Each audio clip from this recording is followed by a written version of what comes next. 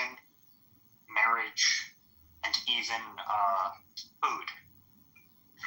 I think it uses these series of set pieces of the fascists torturing this group of young adults in these things. So, like in one of the scenes, they force two of a boy and a girl, teenagers, both to do like a mock marriage of each other, and then immediately afterwards force them to commit adultery. Watching it again to try to explore deeper issues with the film, I would rather just get your summary and leave it at that. Pasolini also, I believe he made a movie based on the Book of Matthew, and the church, I think, actually celebrated it as being one of the most faithful representations of the Bible ever put to screen. I forget the name of that movie. Right, and it's like such a vulgar, dirty film in that way. You know what I'm talking about with one of the Wayans brothers and then Jared Leto. It's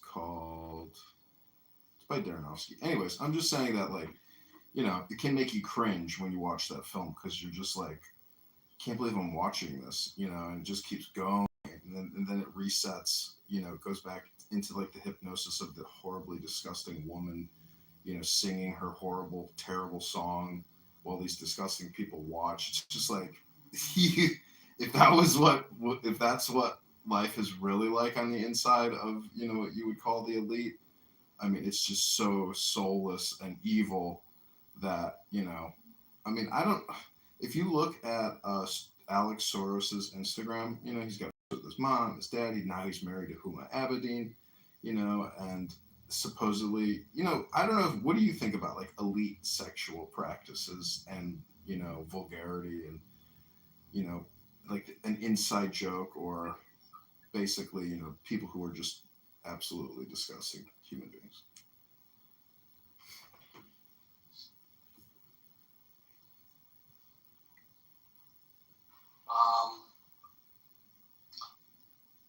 Well, as long as it's consensual.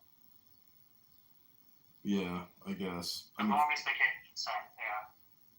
So you're disgusting. If you go into... I'm kidding, that was a joke. Well, if you go into Randy's room, him and Tim, they keep talking about, pedophobia and things like that, which is kind of funny because Islamophobia and pedophobia go hand in hand, supposedly, if you can criticize Islam. But no one is beheading it. Well, I'm just saying that, in Amir's room, what's really funny is that Amir has like combed all of my YouTube videos because I have filmed so much club. He's pulling out like some gems from like Jewish Clubhouse. He's like, he thinks he's finding something to support, his cause with evidence about the Zionist entity conspiracy. And it's just so funny, like watching somebody try to do confirmation bias by watching my videos. But it's really just his Jew hate show. That's what it really is they just sit there and they make the most horrific Jew hate jokes. Not jokes, but like they read the news and they laugh at Jews. Like they're just so sick. It's so pathetic.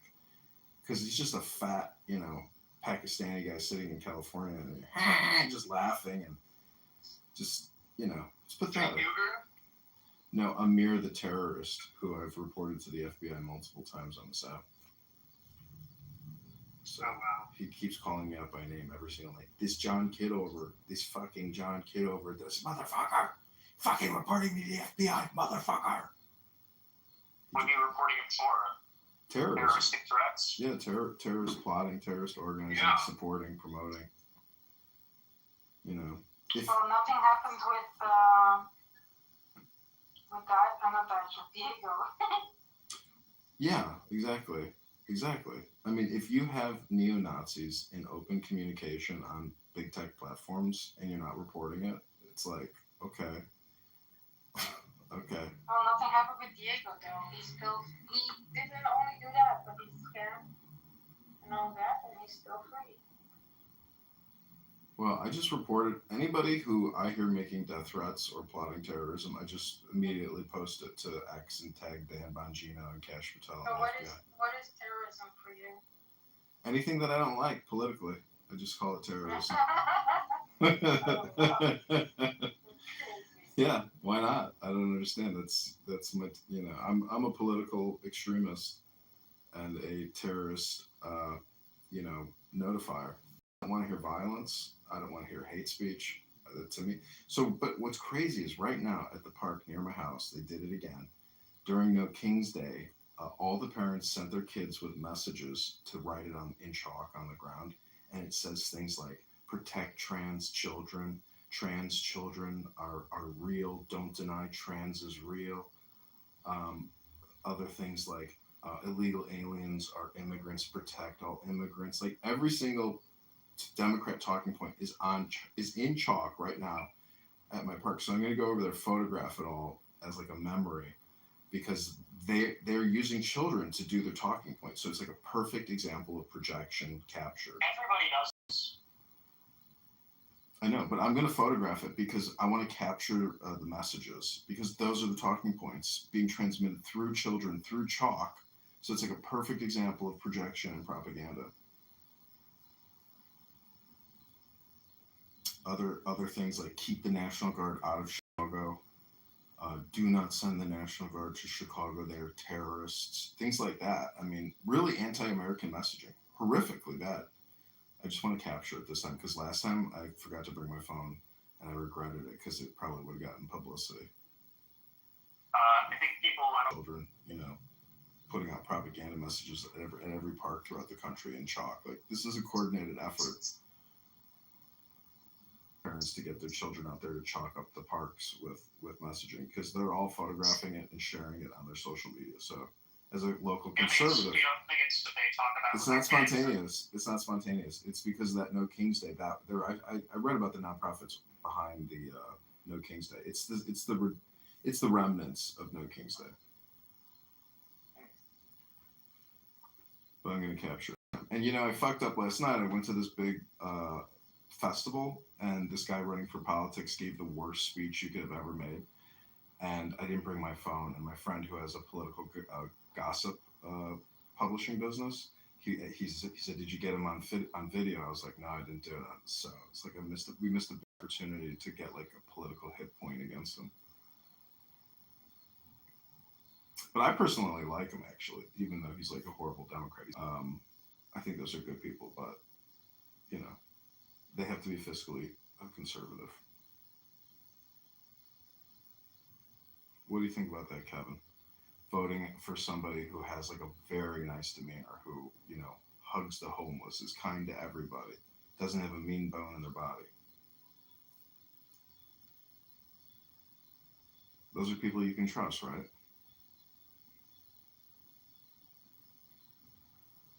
Hello?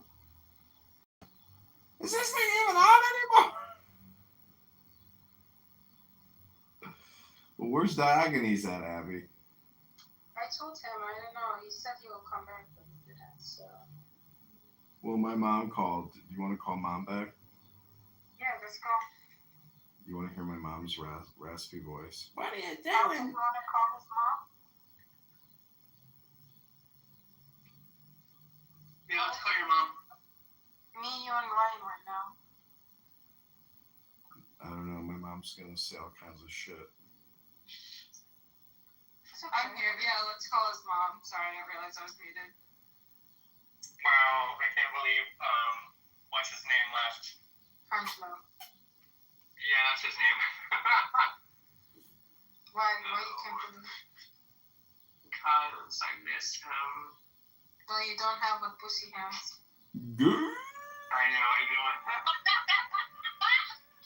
don't know what the fuck it is. I really don't get it. Well, we can see what you have, but he doesn't have, which is desperation. What's that? No, joking. He comes in and out for pussy too, don't worry. Bushy. Well, he can come in and out for whoever he wants to. Yeah. Yeah.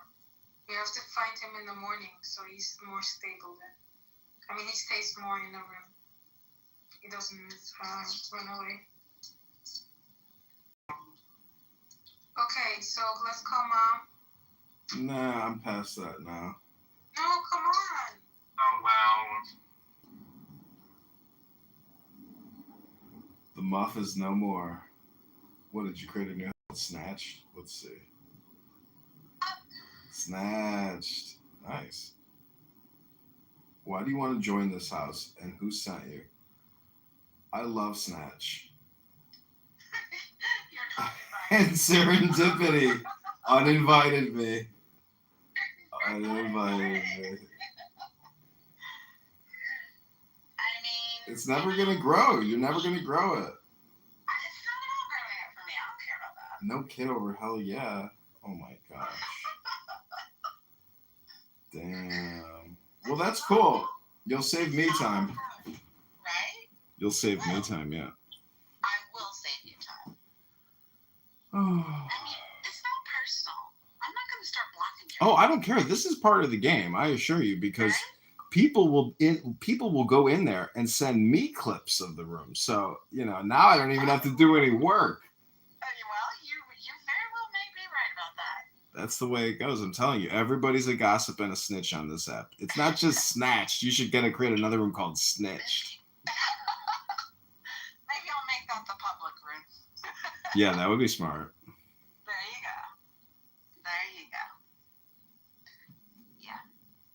Yeah, I did not think that room could go much longer. I mean, it was like 7 days straight of Mike Moon talking. No, It wasn't? Oh my God, go to my YouTube. It's like 7 days of Mike Moon and Mike Moon basically just going. It's not even get on the app. It couldn't have been 7 days. Oh yeah? It was. I sat here in my office for 7 days listening to Mike Moon motor mouthing in as a green bean in that house. Yeah, Roger boomed in the moth. It is no more. Yeah, I think that's his way of doing it, is like just cleaning all this up and letting it go. It's smart. Yep, I think so too. Snitched. All right, well, I'm gonna create a competitor. We'll call it Snitched. I'll just create the Snitched house. Let's do this. Let's do this.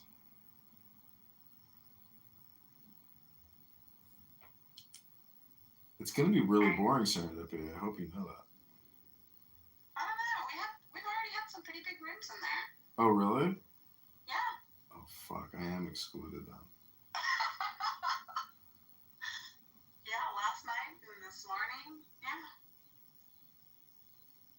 For sure. Well, He's gonna have to work harder, folks. we'll see how long it lasts. Right.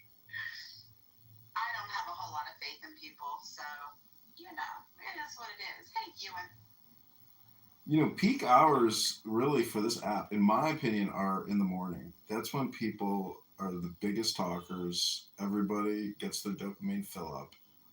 Yeah. And it's nice to have a place where you can go and do that and everybody will just act civilized. I agree with you. I think they're the best hours. For sure. Hey, y'all, I don't think did I do hand raising? I don't think I did hand raising. So I think people can just come up. I didn't even pay attention. I created a competitor that I created. Maybe she could play a podcast. I'm sure we could come up with some ideas. Monica. Oh, we moved that to the private house. Yeah, we started in I don't know, it was coffee training before it was. Yeah, I saw it, but then I couldn't find it on my anonymous, so I was like, forget it. That's because we moved it. This is not my anonymous FYI in down there. That's somebody else. With the muff shut. It doesn't like having her peace disrupted, or I wouldn't even call it her peace. I would say it's like her perch. Mom, are you coming up? So is it true? Are you really going to meet Monica in person, Serendipity? Heck yeah. But she's totally MAGA, and you're not fully MAGA. No, I'm not. I'm not manga at all. See, so you sure you're going to get along? Like there's going to be peace? You're anti-MAGA. I am quite certain. She is the good cop to my bad cop, or something like that. But why do you think she's all in on Trump as being, a great president and a savior for the country, but you're anti-Trump? Why? I wouldn't say I'm anti-Trump. I just don't think Trump. I have some criticisms of Trump, and I don't think he's like the new world savior. Oh, you think he's a fake? I mean, I think a lot of things about Trump. I'm not like a personal fan of Trump's. Got it. So you don't like him. You think he's a fake, a dirty dog. He's not a savior. He's a fraud. What, Ewan? This is probably being live streamed to Ali Alexander on the internet. Like, God damn it! Shit. Yeah, I have some fair criticisms of him. There are a lot of things that I fully support that he's done, and I stand behind him. I think he was the best decision for this country, but there are a lot of negative things that I could say about him as well. See, I think that's the problem, is there were two options. There was Donald Right. and there was Kamala. And if you think that we chose the lesser of two evils, I think you're actually really naive as a person. Wait, actually, you think that Kamala? Okay. No, I get it, but I'm just saying any criticism, especially when all you're doing is a comparison between Trump and Kamala, like there's no criticism there. It's night and day that she was a disaster for us. Of course it is. I totally agree with you. Okay, so if that's the case, how do you? But then, what is your negative criticism though of Trump? My negative criticisms of Trump are my biggest negative criticism of Trump currently is the way that he handled the Epstein files.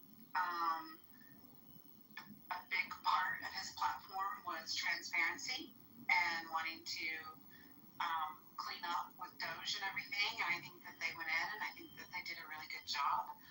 But when he played the card that he did with the Epstein files and it didn't go the way that he wanted it, and then he turned around and gaslit his constituency, yeah, that's real bad for me. The very people that put you in that office that have supported you, some in large part because of the transparency that you promised. Had he just come out and said, look, I know I said I would release these, or I hoped to release these, but due to, I don't care, fill in the blank, issues of national security, better judgment, I'm not going to do it. And I apologize for that. Like, had he just been honest and straightforward about it, I could have even gotten over that. But to gaslight his constituency and say, what the fuck? Are we still talking about this? Like, what is wrong with you people? And then imply that, my former support, he handled that completely and totally wrong. And he still managed to win in the media because he just completely obfuscated the issue by throwing out other little headlines. Do you see people screaming and stomping their feet about Epstein anymore? Like it's almost completely buried again. Well, I mean, you're doing it right now. You're doing it right now. It's like creating rooms saying. Yeah, it's a room full of 10. I know, but. Well, I'm just saying the now is all important. And, to me, if I'm listening to someone complain about Trump who didn't do anything about Epstein and gaslit his own people, I mean, that's what we are talking about now. Yeah. Well, I mean, would it be fair to say though that Trump going back was kind of like a Kamala move, to be honest. Like, that's like something that like that kind of politician would have done.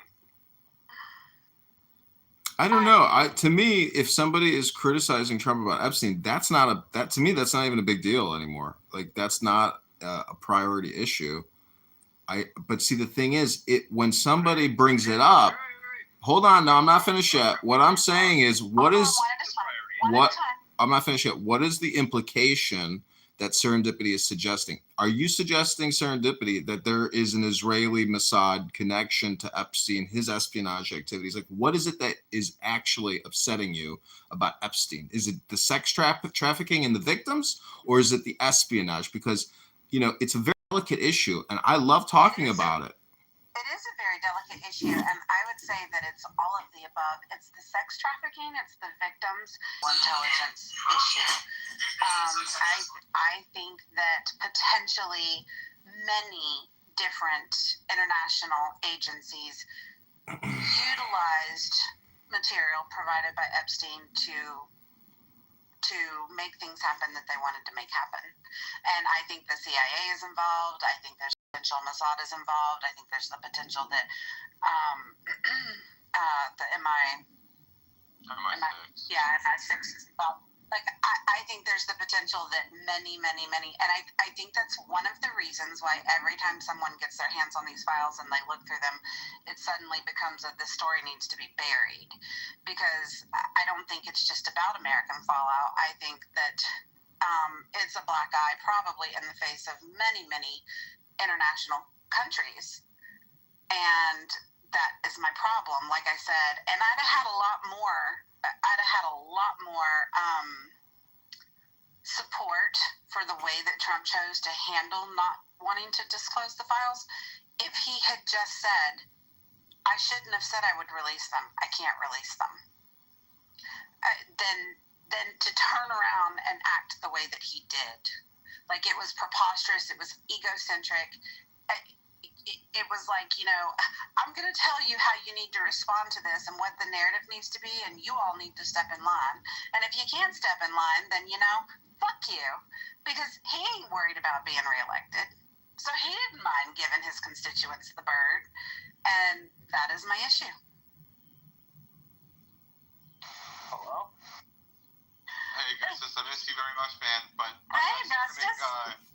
I just wanted to make a quick point, too, to add to it. Is like, I think that a parent, especially to, like, you have a toddler, they grow up, they become kids. When it comes to, like, child sex trafficking rings, I don't think you realize, like, the amount of anger and hatred that you have for these people. And, like, I would say that pretty much every parent who isn't a fucking psycho would want these people, like, publicly hung, Like, would want these child sex traffickers to face the worst fucking reality and make them feel scared and make sure that everybody that tries to do it after that moment feels terrified to do so they don't do it. Like, the amount of anger that parents have, especially with, like, what's going on with children these days in general. Like, children are being fucking, like, brainwashed by, like, schools and stuff like that. Parents are, like, fucking outraged. Like, it's not that safe to, like, just let your child go out with friends every day. People feel worried about this shit, and the whole Epstein files thing just added to that. And the fact that there was no accountability for that. This is the thing, is that there's accountability for random, like, pedophiles on the street or whatever that, like, do horrible things. But there's no accountability for someone once you reach, like, $500 million in value. You could do that and get away with it. Okay, 30 more seconds, Ewan. 30 more seconds, Ewan. 30 more seconds. No, it's done. That's it. Can we say hey to Augustus for a minute? Yeah, what's up, Augustus? I haven't seen you in a minute. You okay? Yo, what's up, everybody? Yeah, I'm doing good. Yeah, and I moved to Washington, D.C., so I'm in the swamp, and shit is real. Dude, are you fucking still working with RFK and shit?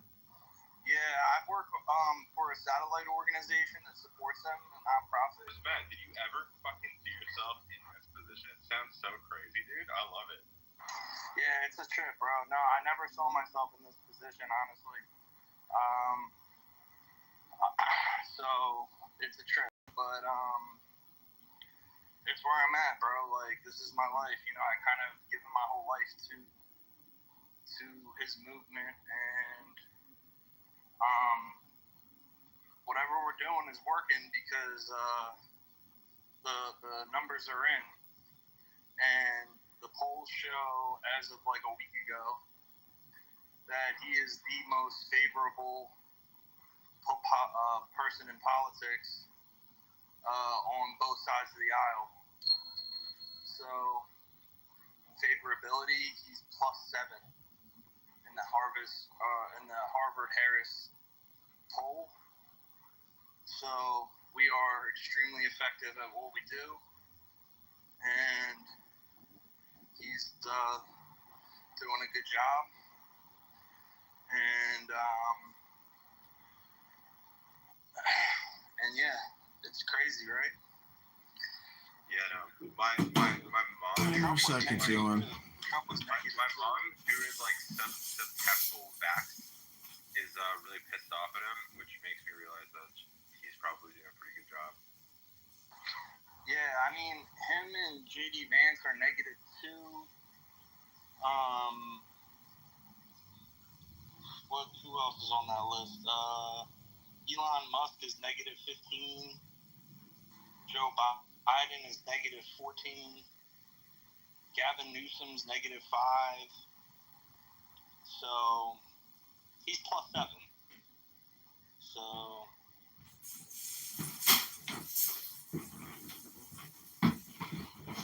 Well, like, so you're living in Washington D.C. now. How does it feel with like all of the changes that have been made? like the National Guard and stuff. Yeah. I feel good about it, bro. Like when I moved here, I found out rather quickly that DC is DCing. I remember going to DC back in the day, like touring, and yeah, DC was always very sketchy to us because we were like in the outskirts playing shows. And Yeah, stuff. like 30 more seconds, Elon. people have like tried to like carjack us. People have like lit off fireworks in our hallway, our apartment building.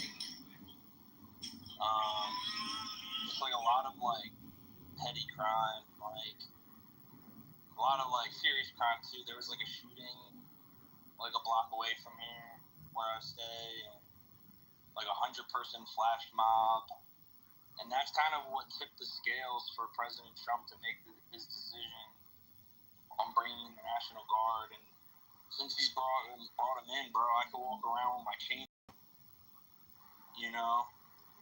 So that's great. Yeah, you don't get robbed anymore, right? Because you could just go like, help me, Army man.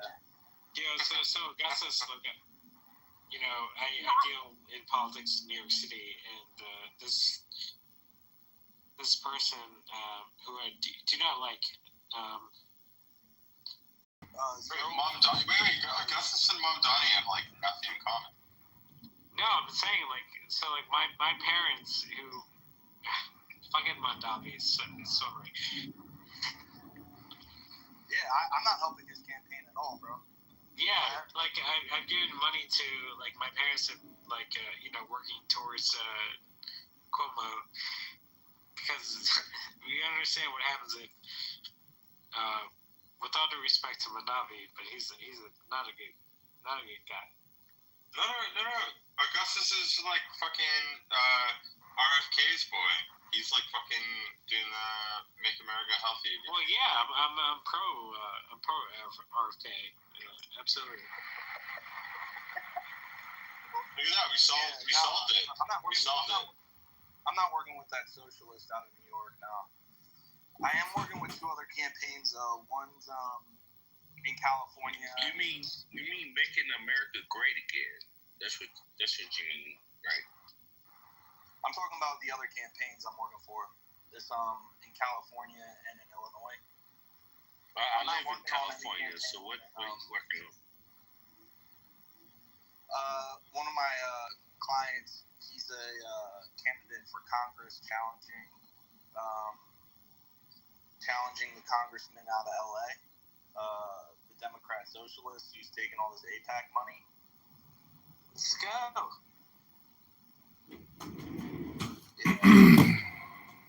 Augustus is also doing a fundraiser for candidate Kitover. Oh my gosh. Okay, guys, I wanted to just say hi to everybody that came up on stage. Joseph, Steve, Nick, BB, King of the Snatched.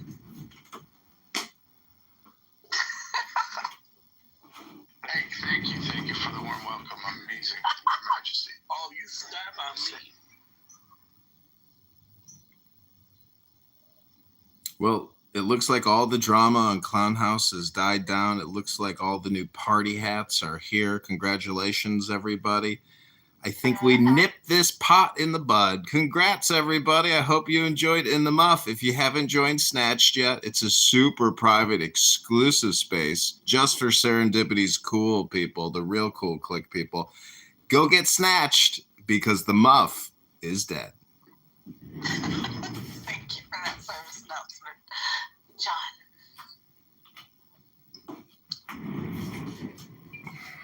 What happened in the muff? There will be no more candidate Kitover promotions in Snatched, FYI. It's a Kitover safe space zone. So if any of you have been impacted by my YouTube recordings, actually Steve here recently created the John Kitover rule here on Clubhouse. I thought that was pretty cool. That's a first for me. So thank you, Steve. John Kitover rule, huh? We I have have no idea what you're talking about. Yeah, in the atheist room, you said don't block anybody unless it's John Kitover. It's called the John Kitover rule. Well, that's not exactly. Yeah, that's what I recorded. It's on YouTube. You can watch it, Steve. It's called the John Kitover rule from Steve Appel. It's on YouTube. You can watch it. It's not exactly what I said, but it's close enough. I guess I didn't make it up. You'll have to watch the YouTube video, Uncle Steve. Definitely don't put me down with all black guy ears. No. No,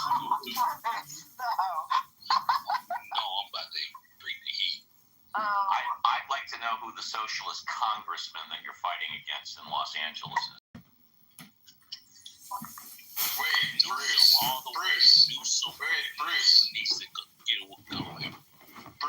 wait, Newsom's governor. He's not a congressman.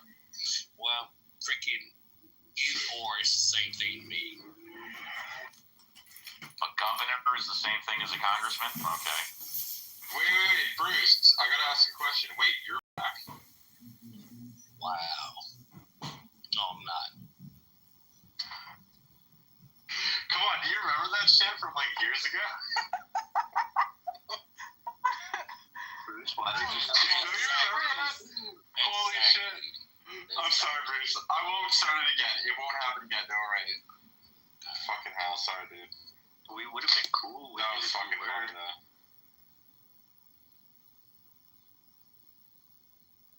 Sorry, Bruce. How are you, Bruce? I haven't seen you in forever. Working on movies and trying to do stuff. Like, how you doing? Yeah, man, I'm alright. I'm just stuck in like a fucking insane country, but like, I feel like, yeah, but otherwise, like, I'm very good. I have a family now. I have a wife and baby. Oh, shit, did you? Yeah. Oh, wow. Okay. Well, that's blessings to you, man. Blessings to you.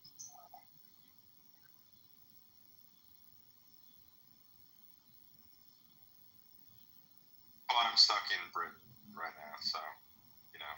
How's your baby?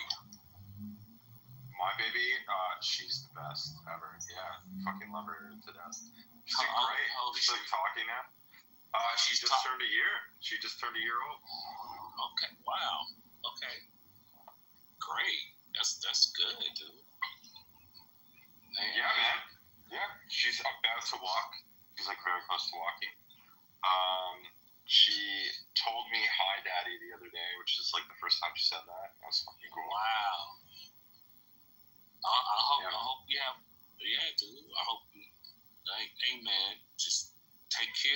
especially girls, too. I got 3 daughters.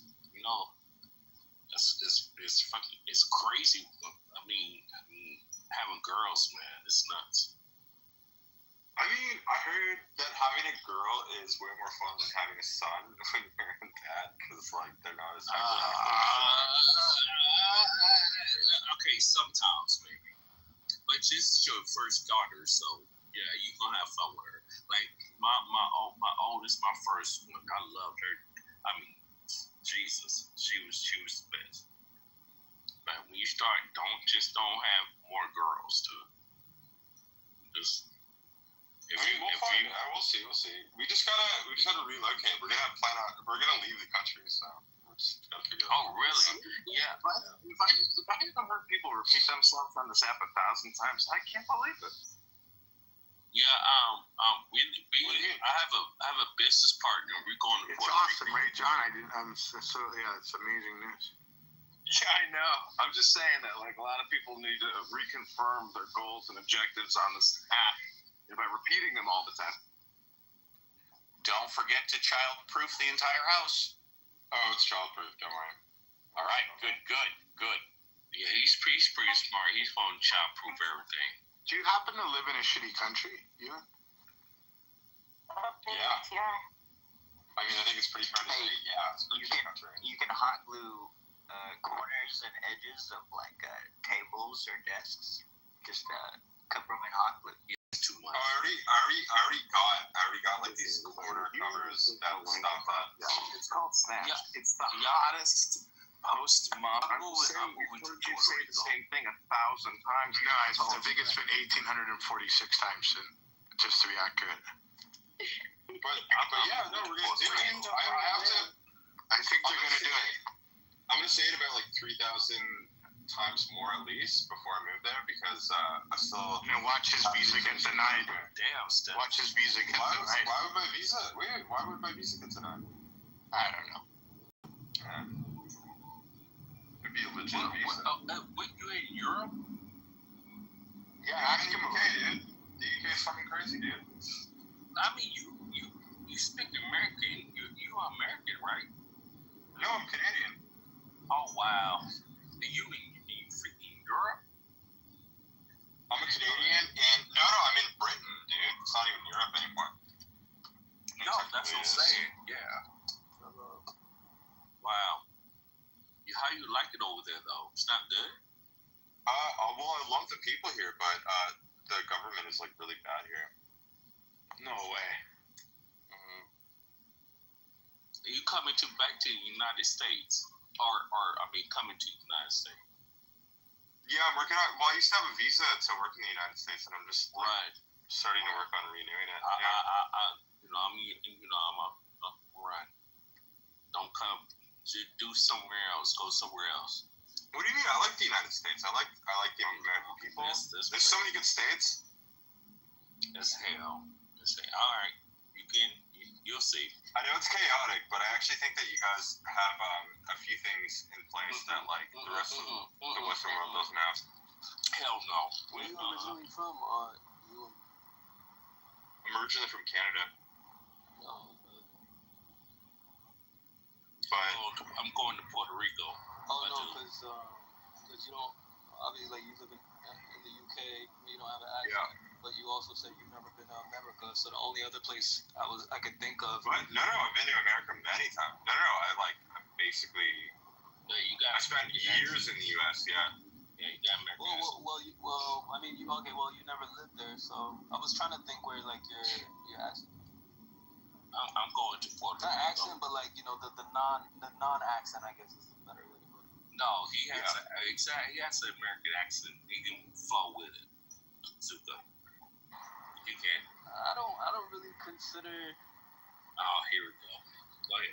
I don't consider what he speaks. Every night and every day. Oh yeah, big love. I try to make you happy. I told you that, big love. Welcome to Canada. Somebody. Welcome to Canada. Hey, yo. Hey, big love, big crack. This is a trouble, by the way. I know.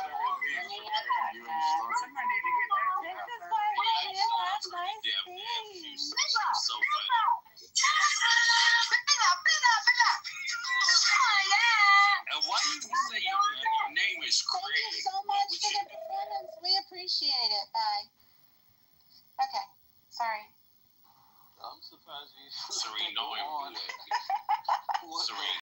So you just did that just to make everything freaking alright.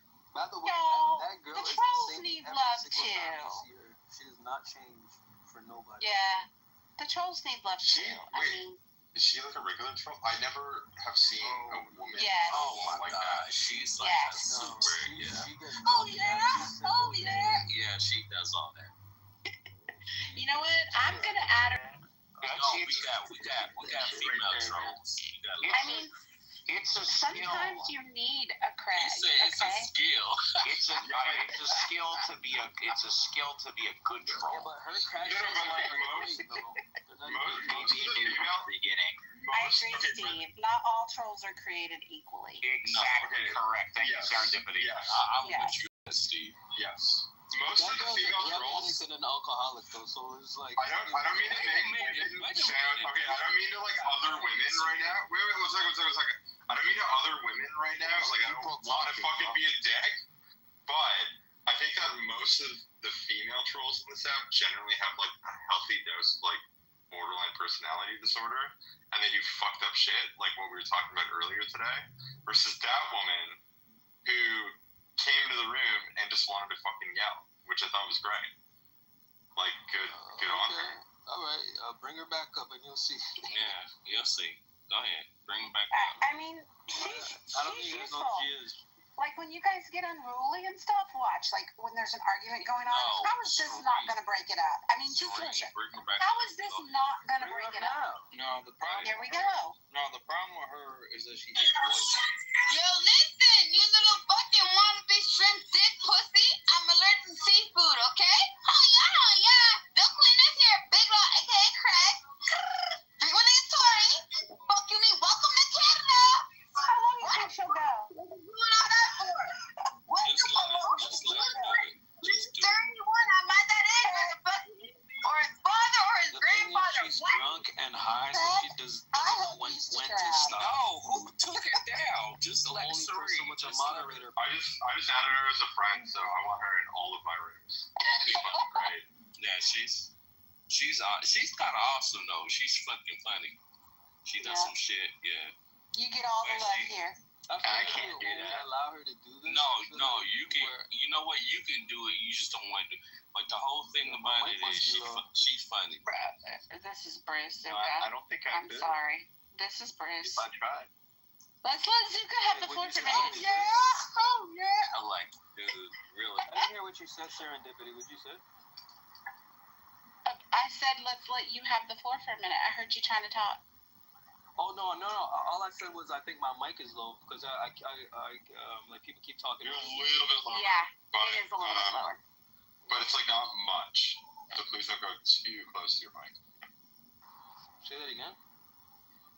It's a little bit lower, but it's not like too low. Like I can still hear you clearly. They just don't like. Some people love to shut I love mics you down too, their girl. throats. I love you too. No. She just said, "Fuck you, Bruce." I know how to So, I love you too. play into a room. She was one of my favorites. Oh yeah. Like, all right. She's But one of my yeah, favorites. RIP in the muff. For those of you that care, Snatched, the house linked above, is a replacement house for our coffee rooms in the muff. So make sure you join. It is a Kitover free space because it is private by invitation only. Do we, serendipity? Do we have an official funeral date or no? The muff felt her demise on yesterday. It already happened. Thank you, Yes. serendipity. Thank you. It has already happened. Bruce, your new friend is messaging you in the chat. Did you see? Yes, Suka, I see. I just messaged her back. And actually, she's not my new friend. She's been a friend of mine for a while. And Serene and a few other people on here. She doesn't seem to like you very much, Bruce.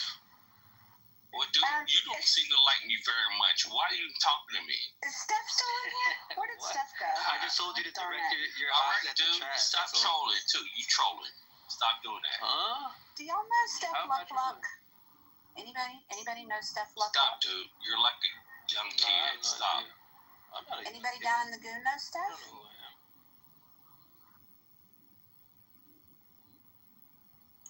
Repeat that so I can hear what you said. Does anybody know Steph? Or Steph Luck, sorry. Personally, No. I do not. Sorry. Okay. She was on stage. I wish she'd come back.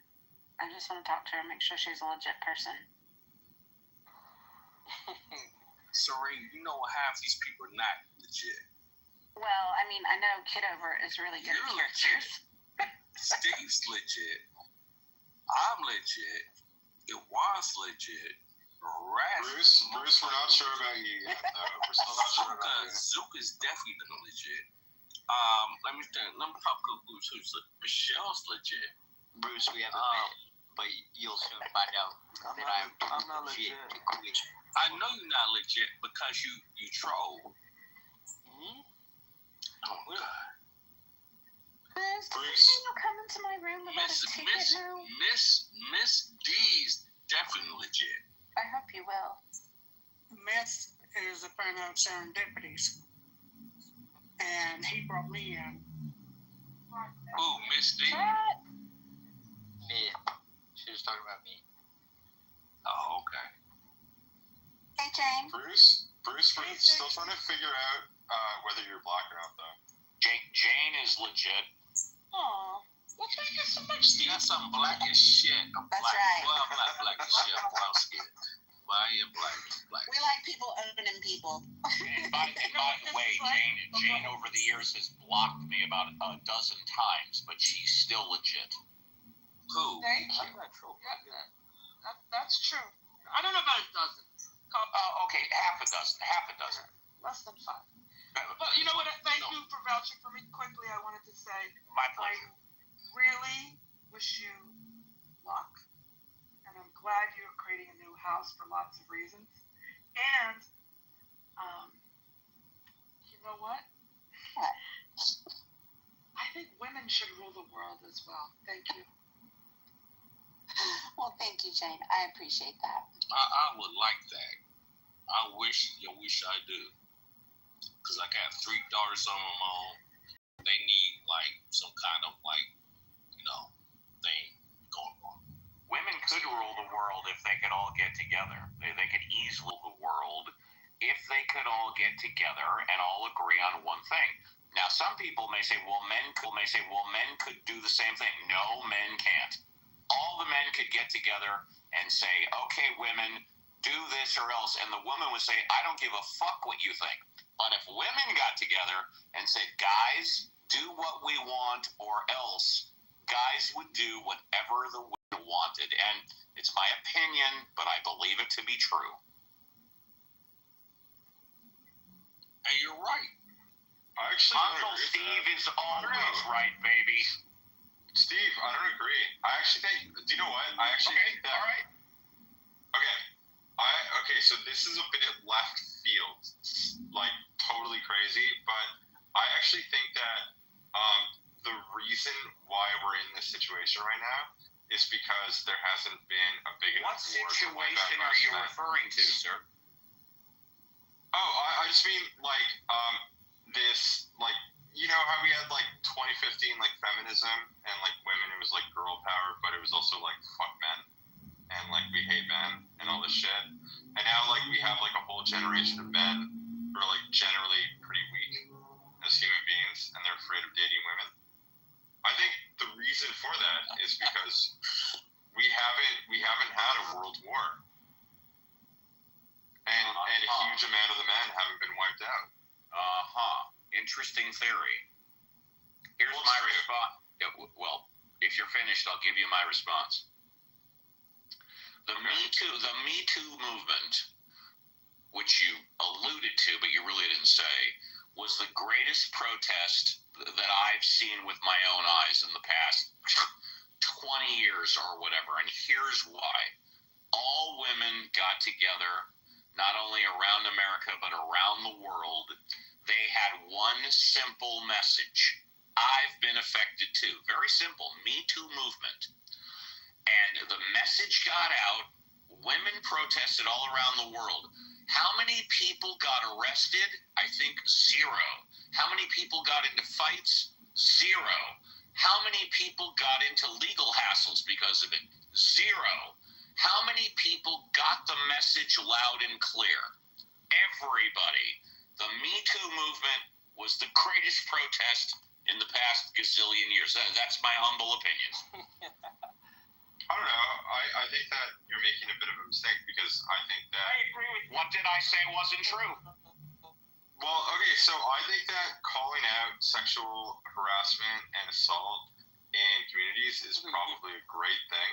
I would never fight against that, right? But what has happened is there's been this entire like new wave of feminism that has essentially caused millions of women to just hate men. There's like and all it took was one Amber Heard to move the dial to the other side. Let me finish my point though, because now women are writing articles all across. I'll find some too. Just whoever's saying no, I'll find some and I'll pull them up. But women are saying, why aren't men coming after us anymore? And that's like talking about the younger men or whatever, right? I'm married, I'm happy, like I would never want to date in this day and age. It's fucking crazy. But with that being said, I think that what has happened is that you've caused like a cold separation between men and women in a lot of like dating circles between like communities and cities all around the world. So I think that's true as well. So there's problems that come with this. Is it a good thing or it's a bad thing that Me Too happened? Was he trying to say I'm sorry. Go ahead, finish it. I'll answer your question. No, that was it. All right, here's the answer. Guys, don't try and hit on women at work. Guys, women at work are off limits. I agree. Now, if you're not a famous guy, who's worth $50 million and you're just an average Joe Schmo like me, go into a bar, hit on a woman, nothing's going to happen. And if she says no, all you got to do is just respect the word no, and you'll have no problem. On the other hand, if you're a famous guy and you're worth millions of dollars and your face is known everywhere, then you got to watch out. I keep your hands tied behind your back. But if you're an average Joe Bull like me, just not at work, go to any bar, any restaurant, go to any whatever you want and hit on women, it's no problem. That's my answer. It's not about famous men. It's about like the average. It's totally about famous men, sir. It's about Amber Heard was a gold digger. She thought she got a leg up by being married to Johnny. That's why. No. This is not what I'm talking about. I'm talking about the overall culture. Could I say something? Famous people. I don't know about the famous people, but what I appreciate that you said, Steve, is knowing you. I was like not surprised that you said it. That it was effective. Oh, absolutely. Don't interrupt, please. Don't interrupt. Yeah. And you know what? It is. How do you feel after some time to reflect, Steve? Is it reasonable? I mean, no doxing, but I think you and I both have daughters in our 20s, yes. 30s. Do you want them to have to fend off? I have 3 daughters. Okay, Bruce, that's nice. This is why I said you I'm can. talking to Sorry. Steve, in the workplace, is what you said. And I think that's very great and not that fucking hard. At work, don't hit on women. And guess what? Smart women can tell if you're being cool and they want to date you, that you'll figure it out. You don't have to worry about it. They'll hit on you. Meet at work. People with this whole bullshit narrative about, oh my God, the workplace can't be fun. It can. It'll be fine. And the people who think that they've lost something are those who are pissed because they're not allowed to be sexual in the workplace. Leave women alone. you. I don't care if you make minimum wage. Just consider women at work off limits. It'll eliminate 95% of your problems. I would never disagree with that. I'm with you on that because Steve, like I'm around your age and I understand that. Like, you know, you don't do that. Okay, talk to them normally, but all women want that. You know, and there's sometimes that you know you got women that are younger. It depends on what it is. But you're right. Like Elon's right. You're right. Ron's right. Like you just gotta be careful, man. It's rough. It's rough for men and women at the same time because there's women that want to be hit on, dude. But it's really simple, guys. It's very simple. Do whatever you want outside of work, and when you hear the word no, stop. Don't think that no means well maybe. No means no. Just fucking stop. You got no problem. I didn't really bring up like the Me Too work situation. Like that wasn't my original. I know you didn't bring it up. I brought it up. I know, but what I'm saying now is that like. And you know what? You can't even say you are married and got a beautiful baby and stuff like that. So you're good, Juan. You know. I'm just talking about. Oh yeah, but dude, I had to like I don't know. You can bring up something for marriage, like your marriage is good. Yeah, I got a very, very happy marriage. Yeah, of course. Good. But it's not like it came without its like, you know, storyline. It's like I got previously divorced, for example. I got divorced from someone who was like a very woke feminist. The reason why we got divorced essentially was because of that. And she dumped you. I don't even know much about. Sorry? She said she dumped you. No, I'm not laughing at that. I'm not laughing at that. Dumped you. Dippy, I just want to let you know. No, I didn't let John Kitover, so just be careful on the snatch. You might send me some exclusive clips. I might put them on the outside. No. All right, thanks, John. No, I mean, I had to end that relationship. It was like too crazy for me. There's a lot of unhealthy people out there. I was trying my best to help out and make sure that. No, it's always a healthy relationship, man. That's the whole point. Yeah, of course. I tried dating though in my 30s, and that was one of the fucking most insane things I've ever seen in my life. I'm telling you, Love has to finally find love and have a family. I just love this success. He needs to stay with her. He needs to make that, you know, build that baby up and stuff like that. I mean, funny enough, I did. I met my wife on Clubhouse. That's the craziest part. That's the craziest part. And she's a catch, man. She's a beautiful artist. Her work is beautiful. I saw her work. It's the best thing that ever happened to him. And he's still here on Clubhouse talking. And I want you to be the first one, like, dude, that break that Clubhouse bullshit and everything. So stick with her, man. I've broken it, man. I'm fucking living my best life. Stick with her, dude, because I got 3 daughters by 3 single mothers. I can't really tell you about the chat. I'd love it if everybody could watch it. It's a No Kings protest here in Chicago. You can see all the bullshit. John, what are you talking about? Propaganda that they spew out. Protect trans. Y'all, we've got to get it out of the system right now. It's just making it from the army.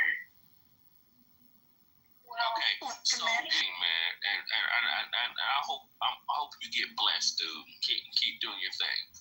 Like. Well, I hope the same for everyone. Like, I don't say meet your loved one. You should start an AA. I want you to hold yourself accountable to being sober on this app quite regularly. Please do. You might want to maybe read from the AA book. I've read it. It's very good.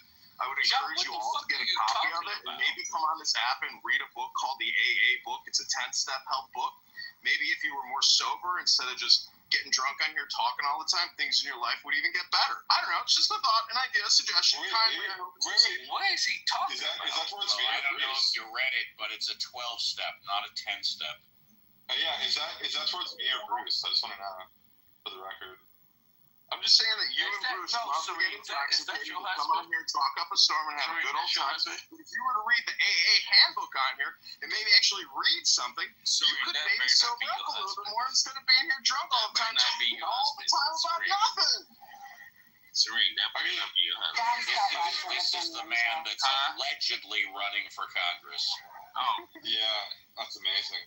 Well, I mean, first off, I mean, I might work for you, so I can't really be drinking, but It's your brother. Secondly, John Kitover, I don't think that you're actually going to win for Congress if you have posted video of you doing, like, you know, yoga and piss-stained fucking You win. pants. The goal isn't to win. The goal is to get on the ballot. Serene, that's not your husband. One step at a time. That's an excellent point, and I thought that. The goal is to get on the ballot. I'm curious, how many signatures has he got so far? The goal is to get on the ballot. Right. How many signatures has he got so far? Dude, he's not going to get I any don't know. signatures in this motherfucker. Today, we were out at the Rockford Parade, we're out at the Peoria Bloomington Parade. Everything is going great, and we anticipate that we're going to be at 1,500 signatures by October 27th. Thanks for asking. How many do you have right No, now? you're not going to get that. How many do you have right now? I'm sorry, how many? I think he said 120. 120. And again, because this is important, none of them are currently verified. You got to wait till you submit them all, right? I think so. Well, we took selfies with everybody who signed up, and we took a photo of their driver's license. Yeah. So, I think that's fucking weird. I'm fucking freaked out now. And Well, the reason is because they are going to validate the approximately signatures. 3,500 verified signatures, right? No, he only How needs many? 680, I think, 670, something like that. Serendipity, I don't think that's accurate, but I could be wrong. No, that is accurate. See, yeah, he told us he needs 680. I'm not fucking with her. I'm just asking a question. His goal was to get at least twice of that because of the verification process, because it is very strict. My understanding, and Kitover can correct me because I don't live in Chicago or whatever, that he needs a percentage of the registered voters, and that percentage equates to approximately 3,500 signatures, not 600. But he would know better. No, it depends on the district. It depends on the district. And his district, what did he say? District 16? As if I haven't Googled it. Listen, I'm out of fuss right now getting petition signatures. So everybody, JohnForCongress.com, donate right now to the campaign and troll everybody on Clubhouse who thinks we're not going to make it to the ballot. Because you know what? They're just a bunch of haters and a bunch of negative people who want to waste all your time talking about nothing all the time on a social audio chat about nothing. There you go. I mean, John, you talk to me about nothing all the time, so what's the Listen, tell me how many times you're going to move again. Tell me how many times about the rape gangs. I mean, go ahead, do it for the next 3 years. You know, enjoy yourself. I don't know what to tell you. You ain't going anywhere. It's repeating yourself over and over and over and over. And again, that's someone who's running for Congress. Yeah. So I actually generally do move when I want to leave the country. That's what I do in Canada. I moved to the UK. And I'm planning on moving to your country, John. This show couldn't get any more boring, Uncle Steve. Your show has fizzled out. It's, in my opinion, it's over. It's done. If I even hear it, I immediately turn it off. There's no reason to record it. It's the most boring show I've ever heard. Well, fair enough. Very congressional of you, John. And he records every single show. He rebroadcasts them on YouTube. I don't think he would do that if it was so boring, but whatever. Again, this is someone who's running for Congress. Just FYI, just to fact check myself and yourself, Steve, I did Google the number of signatures required to be on the ballot for the 16th district of the state of Illinois. Yes. And a minimum requirement of 0.5% of the qualified primary electors is required, which typically translates to anywhere from 500 to 1,000 signatures, depending on the voter turnout. Thank you, Serendipity. I stand corrected. Thank you. I kind of hope that he wins so that Donald Trump can open more mental health asylums. Yeah, his goal is not to win; it's just to get on the ballot. Correct. The goal is to get on the ballot. Would you guys like to know why? Because I'm certain that if he gets on the ballot, he's going to get press coverage, and he's going to do John Kitover on the press coverage. And I think the point is really just to shake things up and be John Kitover. I don't think so. I think he's going to play it straight, and okay, fair enough. I think he's going to play it straight and professional. Do you? Yeah. I think he will be I think he will be as professional as he's capable of being, but I think he will still very much be John Kitover. I actually kind of hope he wins. I hope you win, John Kitover. Honestly. I mean, he's up against a guy that's got like a multi-million-dollar war chest. So I don't think the goal has ever been to actually win. I think that would have just been like icing on the cake. I just think he wanted to prove to himself that he could get on the ballot.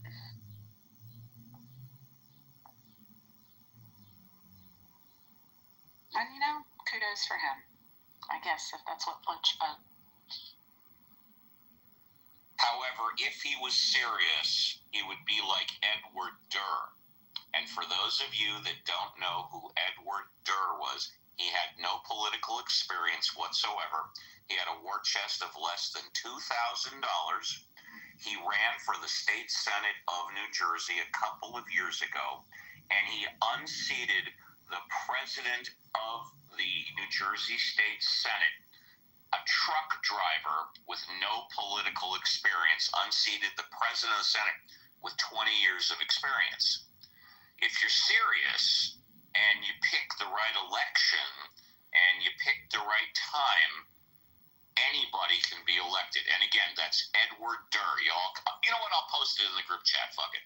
Yeah, go ahead. And y'all, anybody can mute to come up on stage too. Hey, Adrian, how are you? What's going on? Well, just a lot of nonsense. I think it happened during the pandemic too. Really? So, And sorry to interrupt. I posted it in the group chat. Please continue.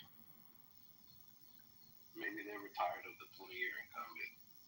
And, right. And him not doing such a bad job in 20 years. So I think it's just more about visibility for him. Wait, the guy's name is Hood? And he's in Chicago? LaHood. Andrew LaHood, I think. Jesus Christ. BB!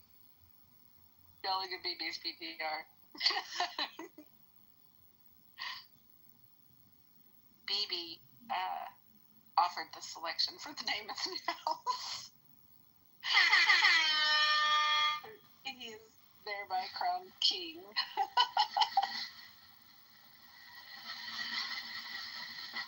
Much applause, much applause.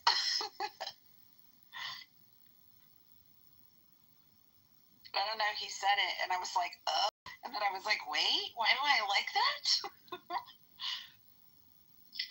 Can anyone tell me what is the purpose of the No Kings protest? The No Kings protest? I think the inference that Donald Trump was being authoritarian was kind of what they thought it was about.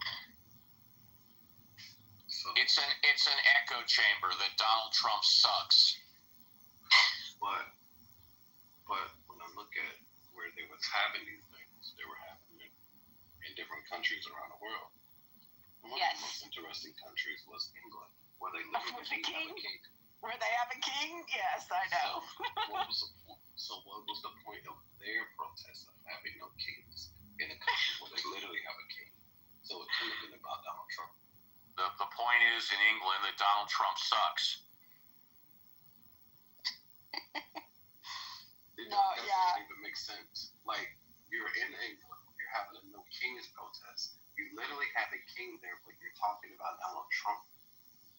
Well, that's because the king in Europe really has no power whatsoever. It's all about the prime minister, except for the fact that the king has some land and the king is supported by the taxes. The king has no political power whatsoever. Yeah, but still, they are there saying no kings, which is an inference to Donald Trump. I haven't seen anything about No Kings protests in the UK. Can you send me anything? Yeah, it was on their website. Which website? No Kings. of the No Kings website. How many people went to that in the fucking... I don't know. I'm sorry. I don't know. Well, I mean, like, we literally have people that are, like, rioting and protesting in this country every day now in 40 towns and cities. Like, the country's falling apart. So I think a No Kings protest is going to be pretty minor compared to the actual protests going on here. So, yeah, I would not have heard about it, for sure. Nobody. Yeah, but I just don't know what the point is, because if they don't allow these people to come out into the streets for these No Kings protests, then where the fuck were they at on election day? Well, I mean, technically, if they were, like, arguing for No Kings and they wanted Charles to step down, then they would be arguing on the people that also are, like, you know, arguing against mass migration and stuff like that. Because Charles is pro mass migration. Yeah, so the people here in America, all of those people that came out, where the fuck were they at on election day? Why couldn't they mobilize on election day? Well, they did, but 10% more voted for Trump than for Kamala Harris. So there's no point to this. Then. Back to my original. No, that's not true. The word got out. The whole point is for the word to get out. You had 75 million people that agreed. They lost, but the point was made. What was the point? I told you. Donald Trump sucks. That's the point. But we've been hearing that for the last 10 years. So what's your point? I don't understand, with all due respect. What's your point? Steve, wait. Why do you... Okay, so I don't think that Donald Trump is, you know, the savior of America or anything. I never said he was. No, I'm not... No. Okay. I feel like you fucking hate that guy, right? No. So, wait. Donald Trump or the speaker on stage? No, you just said. Like what you were just saying was. I didn't say I hated anybody. Okay. He asked what was the point of No Kings. I said Donald Trump sucks. Right. And my point is, we've been hearing that for the last 10 years. So what is the point of saying it again? To continue to emphasize and remind people that Donald Trump sucks. And it's pointless because 75 million people said he doesn't. So what is the point of keep saying something if it has no bearing on anything? Maybe because the people that support No Kings don't think it's pointless. Maybe it's because they want to continue to remind people. Or maybe they just want a virtue signal. I'm sorry, maybe they just want a what? Virtue signal. Virtue signal? I mean, to be fair, that does happen a lot. I don't know what virtual signal is. Not virtual signal. Not virtual. Virtue? You know the word virtue? I do know what the word virtue means, yes. And then signaling. I know what the word signaling means. Holier than thou because you say that a certain person is a bad person. That's what virtue signaling is. Got it. Thank you. I just learned something new. Thank God I'm in the muff. R.I.P. I mean, serendipity. You're in a dead You like right that. now. I said that really well, didn't I, serendipity? Poor Bruce. He's having his serendipity. You don't have to say anything. Just by your chuckle, I know it. Okay, yes, I am. R.I.P. in the muff. So again, what do you think about JD Vance, Steve? He's the vice president of the United States. What do you think about it? No, that's not what. That is what he does. What do you think about him? I think he's got some good qualities and some bad qualities. I also think that if the Republicans decide to run him in 3.5 years, he's going to lose. Does that satisfy your question or no? No, it's fair. Who do you think he's going to lose to? He's going to lose to Gavin Newsom. I don't think that will ever happen. Oh, okay. All right. Wait. Why? I'm sorry. I'm backing up. That Democrats I don't want to laugh. foolish to put Gavin Newsom on the ticket. That would Well, it sure as hell ain't going to lose to AOC.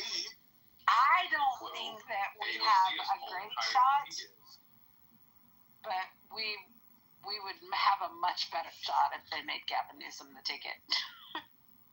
Gavin Newsom Who's a better Democratic candidate than Gavin Newsom? I mean, he's a terrible Democratic candidate. That guy's like fucked up. That doesn't answer the question. Who's a better Democratic candidate? I would even say that AOC would probably be a better Democratic candidate. Amazing. That's great. Fine. Okay. All right. Fair enough. That's fine. I'm not even joking. I think that I know you're not joking. That's why I said do a better job as president than Gavin Newsom. Right. Exactly. Okay. So what? Well, what do you mean? So what? You're just saying words right now. So like, do you want to respond? I thought I was directly on point. You asked me a direct question. I gave you a direct answer. You want to know what I think of AOC? Let's find out. Is she in her second term of Congress? Is that correct? Yes. I thought it was her third term. Okay, fair enough. Her third term. Before getting into Congress, she had no political experience whatsoever. Is that also correct? Or am I mistaken? Yeah. Keep going. All right, fair enough. I'll keep going. Prior to Congress, she was a bartender. She just turned 36 or 35, so now she's eligible to run. She's part of what's considered the squad. She is part of the far left liberal socialist faction of the Democratic Party.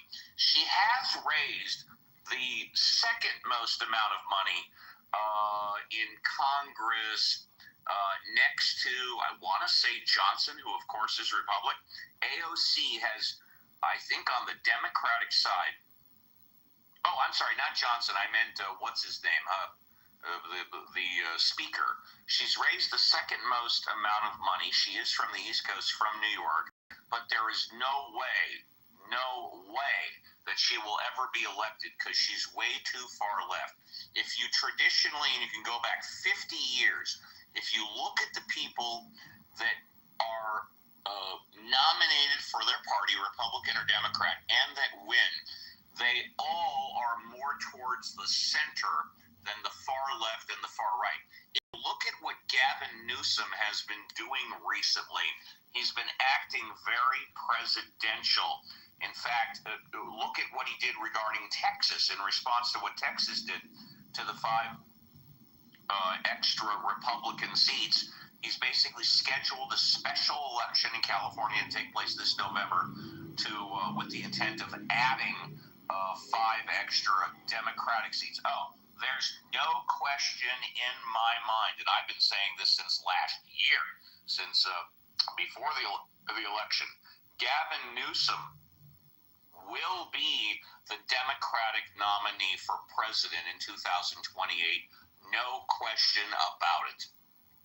Okay. Can I calmly answer quickly? I'll stay on mute. Go ahead. I was going to answer. No, wait. Let me just. I want you to answer too. Please answer it after me. I'll just be very quick. Well, in that case, I'm coming off mute, baby. No, this is gonna be great. No, we can get into all the yelling matches. Don't worry. Okay, so Gavin Newsom claimed that California came up with, what was it, a $97 billion economic surplus, and very quickly, anybody that dug into it turns out that he actually created $127 billion deficit for California. So he's not making California better. He's actually creating more of a deficit. And he lied about it. So there's that. I know that, the general public, they don't care about that, whatever. But this guy has a history of lying, and he's lied so much. And any Republican candidate is going to call him out on his lies. And this is the thing, is that the whole idea of change that Obama wanted to create back in 2008 backfired on the Democrats, because what the change ended up being was Donald Trump. And I think that Donald Trump is a beta program, okay? He's not the final program. He's not going to be the program that fixes the issues in the system. He's a program that people are figuring out how to do it with, okay? If you know anything about, like, programming and video games and websites and how to build this stuff, there's a beta version, and then there's, like, the main version that comes out. I think that Trump is literally the beta version, rough around the edges, and I think that they're refining it to literally get rid of this entire... Gavin Newsom is like the exact opposite of this. He is exactly the deep state. He is exactly the worst person to run in that state. The reason why I say AOC is actually a good person to run for the Democrats is because she wants change in the country, and that's what people want. So like, I don't really understand this idea of throwing in, like, basically a Californian surfer version of Obama, because that's, like, completely failed entirely. Of the United States, you will find out that they were not far left. They were Democrats that were moderates and or centered. I can't think of the last Democrat who was as far left as AOC. Oh, wait a minute, no, I can, that's right. Oh, I'm sorry. Sorry. No, I thought you were finished. I'm sorry. No, sorry, but it's because they won't let those Democrats in. And why do you think that is? The reason being is because they want that centrist position. And why do you think that is? To basically, like, I would say, feed their lobbyists. All the people that are paying. Yeah, I wouldn't say that. I would say it's because they know that unless the Democrat has the centrist position, they don't have a chance of hell in winning. And by the way, AOC is so far left of Kamala Harris, it's insane. Now, by the way, Kamala Harris just announced recently that she's not running for the governor of California, which is going to be up in the midterms. And you have to ask yourself why. Well, at least now her and her team plan to run for presidency again. So realistically, you're probably looking at the Democratic National Convention being AOC, Kamala Harris, and Gavin Newsom. AOC doesn't have a chance for president, but she does have a chance, a strong chance, to make it to senator. I don't know about governor, but probably senator, because she's raised so much money. She doesn't have a chance at the Democratic nominee for presidency of the United States because she's way too far left.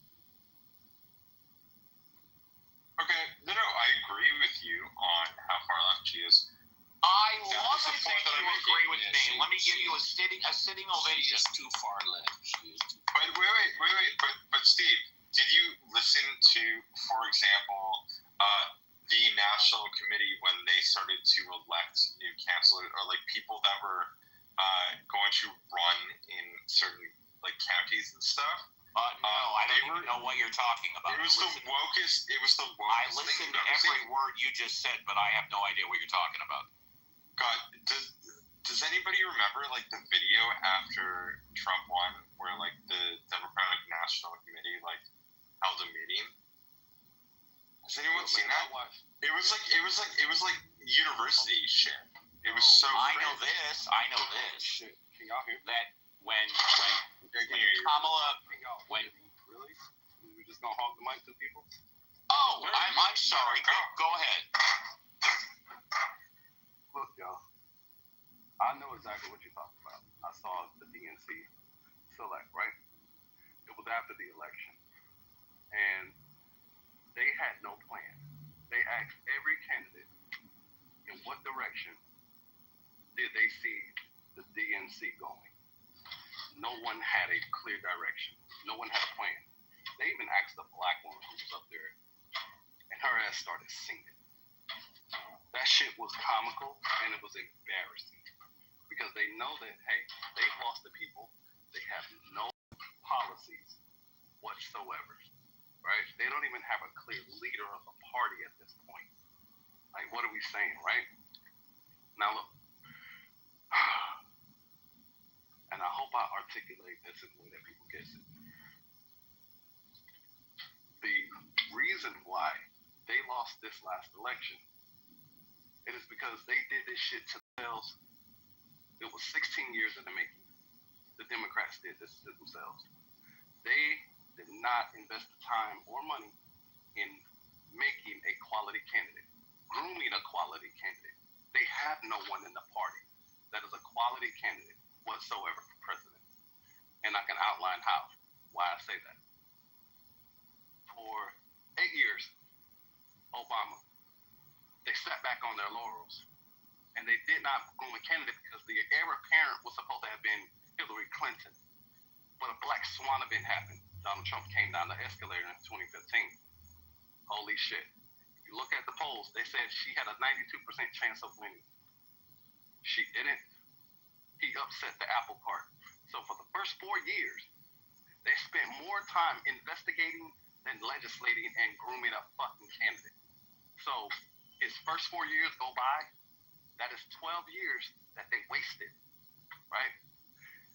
In 2020, if you look at the Democrat primary, they had over 26 candidates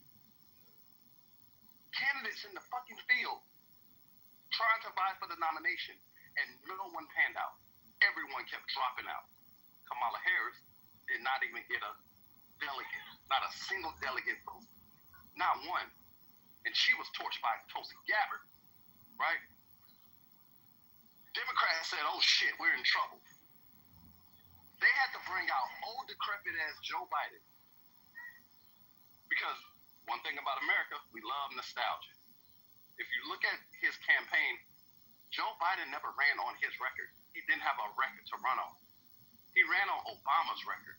And one thing about our stupid ass goddamn people in America, we love nostalgia. So they figured, oh shit, we know who Joe Biden is. He was Obama's VP. So if we get Joe Biden, we'll get the Obama days back. People were actually thinking that shit, right? So they shoehorned his ass in there. And lo and behold, picked Kamala Harris for VP. She was only picked because she was an insurance policy. That's all it was. She was not qualified for a fucking thing. No one liked her. She was highly unpopular. That's an fucking interview. Hold on. Can people for a second? She was highly unliked. And to pick a person as your VP who called your ass a fucking segregationist on the stage and an interview and called your ass a sexual predator? Whoa, that can't be good. This is why Jill Biden hated her. Because she called out her husband, right? But hey, I have to virtue signal. I have to play the identity politics. Let me pick a black woman. Joe Biden has said he was going to pick black women for key positions. If you elect me, I will send one to the Supreme Court. He did that. If you elect me, I will put a black woman as a vice president. He did that. It was all identity politics. Now, here's where the real conundrum falls into. He could not make it across the goddamn finish line in his first 4 years. That debate, that dreadful, that awful debate debate that will go down in fucking history, in political history. He melted in real time. Oh shit. At the fucking the spin room, I don't know if you guys watched the spin room after the debate, but on MS having conversations about suggesting holding an open primary. No, an open convention. I'm sorry. If you look at the people who was trying to get into the field, it was Gavin Newsom, Kathy Hochul, Gretchen Whitmer, and Josh Shapiro, which was the top 3 Democrats people had in mind. But they couldn't do that. Why? Because they had a race issue. What if the VP? They would have lost a lot of people on that move alone. So they couldn't do it. Holy shit. Let's just nominate her ass, which nobody voted for her, by the way. She became the fucking candidate with no vote.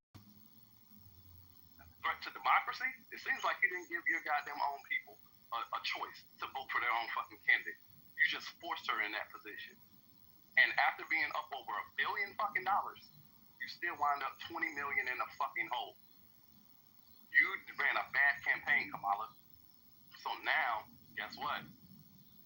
Those 4 years of Joe Biden, they wasted another 4 years on grooming a quality candidate. So that's 16 years that the Democrats sat on their fucking ass and didn't groom a quality candidate for the likes of a Donald Trump.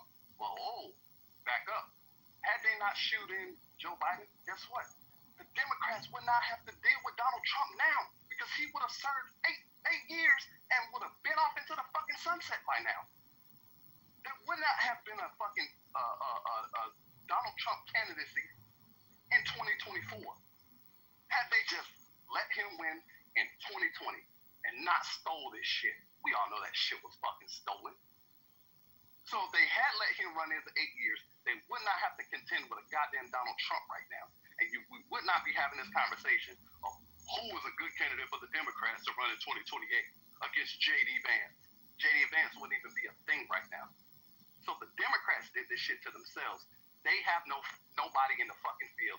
They don't have a bench. They never had a bench. And there's going to be 20 years that the Democrats do not have a fucking person, a qualified person on their bench to run for president. They did this shit to themselves with their identity politics, with their goddamn obsession with Donald Trump, and this racist, hate Donald Trump mantra bullshit, which, guess what, y'all? Everybody who ran against Donald Trump had one thing in common. Hate him, hate him, hate him. Don't look at my politics. I don't have any politics. Just hate Donald Trump. The Democrats did this shit. And Gavin Newsom do not have a chance of winning in 2028. He is a horrible candidate. No, yeah. AOC. I agree. Gavin Newsom and AOC are both far too radical to be a successful candidate. Y'all need to look at people like Josh Shapiro.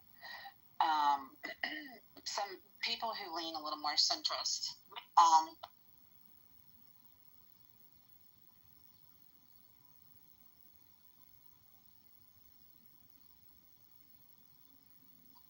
mean, sort of the point that I was making though is that I agree with you on everything you just said. I thought that everything you said was fucking gold. I'm listening to you. What I think Gavin Newsom versus AOC, I think AOC is going to win. Polls seem to place Josh Shapiro as a pretty strong. He's Jewish. Also, I agree with everything the gentleman said, except that Kamala Harris is not qualified. She's clearly qualified. She was Attorney General of San Francisco. She was District Attorney of San Francisco. She was Senator for California. She was Vice President, 20 plus years in governmental office. Clearly qualified. However, and I want to say this, and I'll take 60 more seconds, and then I will be quiet. Her acceptance speech at the Democratic National Primary, accepting it, was amazing. The first debate with Donald Trump, she was amazing. She laid out landmines. Donald Trump stepped into them, blew him up. And from the first debate she went downhill. Why do you think Donald Trump refused to debate her again? He was destroyed. The problem with Kamala Harris and the Democratic Party, since the Trump debate, she emphasized far-left Democratic issues rather than emphasizing the moderate middle Democratic issues. She didn't need to attract the socialists or the people on the far left. She already had them in pocket. She needed to attract some of the Republicans that were not happy with Donald Trump and the moderate Democrats who were thinking of voting for Donald Trump. Instead, she emphasized the far left, and that's why she lost, in my humble opinion. Okay, hang on, Adrian. Hang on, please. Hang on. Thank you. So, Steve, if I heard correctly, and I think you and also you both said you agree with everything that Adrian said, except, and you both pointed out what you didn't agree with, but if I heard correctly, Adrian was in his laundry list of stuff that he laid out, said, and I believe the quote was, "We all know that shit was stolen," meaning the 2020 election. You agree with that, Steve? No, I don't agree the election was stolen. No. Okay. Ewan, you agree the election was stolen? Yeah. Okay, there you go. Yeah, thanks, Adrian. Okay. Go ahead. I don't believe I'm glad that you said you brought up Josh Shapiro, right? Well, first let me say something to what you just said about Kamala Harris. I brought up he was stupid and therefore he can't win. Yes. Yeah, right. And you said something else about Kamala, how she was qualified and stuff. Absolutely, yes. Okay. In that debate, did she come out on top? Yeah, some will say that she came out on top. Was Donald Trump running from a second debate with her? No. Actually, he challenged her to a debate. He actually challenged her to a debate on a platform of his choosing. She was the one that was dodging him because she felt so confident after that first debate. She went out taunting him, right? Saying Donald Trump was scared. But Donald Trump's like, I'm not scared. Matter of fact, let's have another debate. Let's have it at Fox News with Fox News moderators. Because the first debate was with who? ABC moderators, right? Right. Okay, cool. Donald Trump said, hey, let's do it. Harris did the exact same thing that Hillary Clinton did. She picked a no-name, unassuming, mediocre old white guy named Tim that no one really knew shit about. Right? Kamala Harris and Tim Walz was a throwaway ticket for the Democrat Party.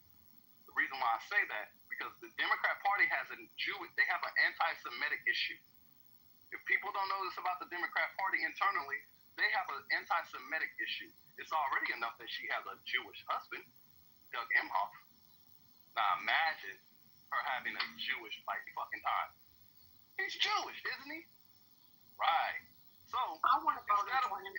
Instead of wasting a Let's keep our shares a little brief so everybody can participate. Wait, hold on. So instead of wasting a Josh Shapiro on a failing ticket like Kamala, they kept him off of that. So he wouldn't be associated, but when he did run, he's not associated with a losing ticket like Kamala Harris. This is why Josh Shapiro was not picked. And plus, he has his own issue in Pennsylvania with a murder or something that he probably helped cover it up. So, yeah, he needs to deal with that shit first before he even have any aspirations on running for president. And I land. Her name is Ellen Greenberg. Yeah. There's a documentary about to come out pretty soon, disclosing a lot of what he covered up. And yeah, he's lost a lot of support in Pennsylvania by his donors and his community for a number of things.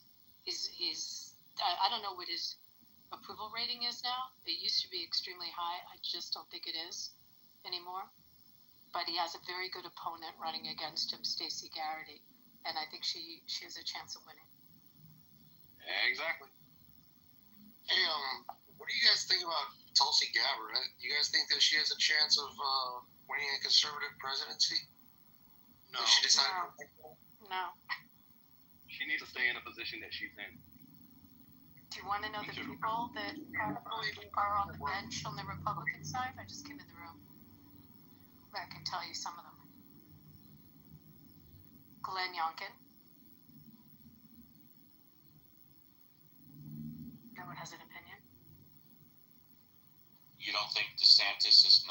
one next to that or on top of it? Yeah, Glenn Youngkin did it for years. Glenn Youngkin almost became the VP. It came down to him and Vance. And Glenn Youngkin has a big, wide support, and appeals to both sides. So I'd look at him. Tom Cotton is another one. But Youngkin much more so. And I think Rubio right now.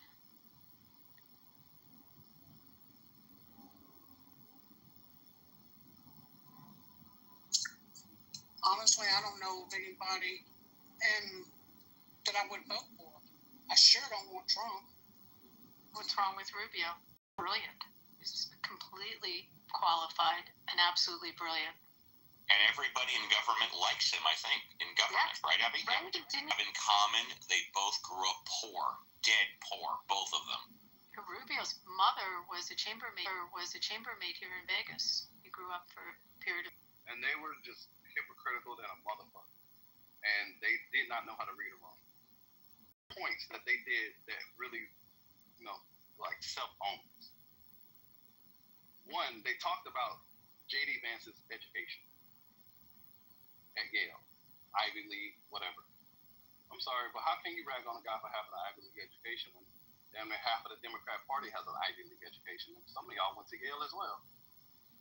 How can you rag on him about the same school that you went to? All right, move on to Bernie Sanders. We need to get the billionaires out of politics. Get all the unfettered money and dark money out of politics. Right? Talking about billionaires. But as soon as he got done speaking, who came on stage? Billionaire Governor J.B. Pritzker. Ironic. And don't forget what the Democratic National Convention did to him when he was running against Clinton. They gave Clinton all the answers to the questions in advance. Right. Donna Brazile. Right? So, and another thing, talked about Donald Trump being a sexual predator, sexual deviant, and all of that shit. And right after saying that, who did they bring out on stage? Clinton. Bill fucking Clinton. Like, what are we? Are they not that self-aware, or what? What are we? It's comical, man. I'm sorry. The Democrat Party is a lost cause at this point. No one wants to step up and be a leader of the Democrat Party right now. It's been, 8 months? 9, 10 months? Right? Since the election? Who was the leader of the Democrat Party? It's gotten so bad to the point where they had even pitched the idea to AOC that she should primary Schumer. What? Come on, man. The Democrat Party is a lost cause at this point. Well, you could argue Hakeem Jeffries, right? Hakeem Jeffries don't want to step up and take the No, I'm saying who the leader is. I'm not saying run for president. I'm saying who the leader is. You could argue Hakeem Jeffries. No? He's not. Oh, no. Okay. All right. Because how do you let Cory Booker outshine you doing that goddamn bullshit filibuster? I really think he outshined Hakeem. Hakeem is much more. He's much more of a gentleman. He's a team of Obama that don't want to take the mantle. He wanted it to be given to him with little effort. He needs to show that, hey, he can take the goddamn helm. And he's not showing that, because if you look at the Democrat Party and what it consists of, it is a bunch of angry women and effeminate men. Name one masculine man in the Democrat Party. I'll wait. Gavin Newsom? No. No. Okay, all right. Define masculine. Doesn't use hairspray? Abby. There goes Trump. Your boy Trump is definitely. Well, actually, he gets along with Trump. She's pretty cordial, and she sees beyond. Polls, like that. I forget what the name of that site is that we went on the elections. I wonder if we could go in on futures now on presidential candidates. So, I live in Michigan, in Whitmer's. She's awful. Like, if you saw what she did during the pandemic, she put sick people in nursing homes. So, essentially, you're voting and supporting someone who believes innocent people should die. Same thing with Nuisance, Gavin Nuisance, Bill Murphy, and Andy Cuomo. Like, I think that those people should just be removed from society. Oh yeah, Cuomo put the old age people back in the nursing homes and then lied about the numbers. Yeah. And it's unfortunate because, I mean, maybe you guys will disagree with me, but the way he handled those daily press conferences up until that, I guess, scandal was pretty impressive. I mean, maybe you guys don't think much of it, but I thought it showed a sense of discipline and a determination in a time of chaos and despair. You know what's interesting too, during the pandemic, Gretchen Whitmer closed up like half the state, and she said like we couldn't go out on lakes and put our boats, but she opened up the other half where her boat was, and was at a marina getting fixed or getting ready for the summer, and they were so backed up because she said that they couldn't work or whatever, and her husband called the marina and said, oh yeah, my wife's the governor. Yep. And then another thing, she said that we couldn't have more than 6 people sitting at a table, but then she had 8. She said we could go to the store, but we could only buy essential items. So you couldn't buy seeds and paint at Home Depot, but you could buy a gun, you could buy bullets, you could get an abortion, you could buy tobacco, you could buy pot, and you could buy alcohol. But you couldn't buy seeds and paint at Home Depot. It was crazy. It made no sense. It was so frustrating. Agreed. Gavin Newsom followed the same line, said you couldn't do this, you couldn't do that. Alcohol and pot was okay, but you couldn't get your nails or your hair done. And you couldn't eat at indoor restaurants. And then he's busted with 11 other people from the California Medical Association sitting shoulder to shoulder indoors at a restaurant without, none of them had masks, and then he lied about it, saying they were outdoors. Same thing. So why would people want to vote for him for president then? Because all presidents, all politicians lie. That was slavery. People are programmed sheep. They don't know how to think for themselves. And the fact that Whitmer won was the fact that these people, they never signed the front of a check for a living. Michigan Supreme Court stripped her of her emergency powers because they said she overstepped her authority during the COVID nonsense era, and she simply flouted the Supreme Court of the state and just acted as an authoritarian anyway. Really quick, I just want to interject here, and then the conversation can continue. I've tried really hard to, Steve, I'm going to moderate you too. I've tried really hard to kind of level the moderation deck equally so that hopefully we can continue to just have productive conversation. We've got some liberal representation and we've got some conservative representation, I feel like. So the only thing that I ask is y'all don't remove people from the room, just gulag them if necessary. You don't have a black moderator. You don't have a libertarian moderator. I don't know what you're talking about, bud. I'm right here. I'll vote for Adrian. I don't agree with him on everything, but he presents a hard case if you want to mod him. All right, Adrian. I'm going to let you represent Adrian, okay? Don't abuse mod privilege. Like, I would like to have as much conversation as possible. So, I don't want anybody like monologuing for too terribly long. Sounds good. Yeah, I apologize for that laundry list. The thing of it is, I agree with you, Adrian. I totally agree with you. I would really like listening to you guys kind of discuss like what's right for the Democratic Party is very fascinating to me. So I'd really like to hear, and I mean, I'd like to hear how you guys respond to the pushback about, maybe what some more moderate thinking people feel. So yeah, carry on. I just wonder, are they going to get, like in the Democrat Party, who's like a moderate left in the Democratic Party? Because it just seems like far left. Well, that's what Gavin Newsom was attempting to do. But he's not moderate left. With Charlie Kirk.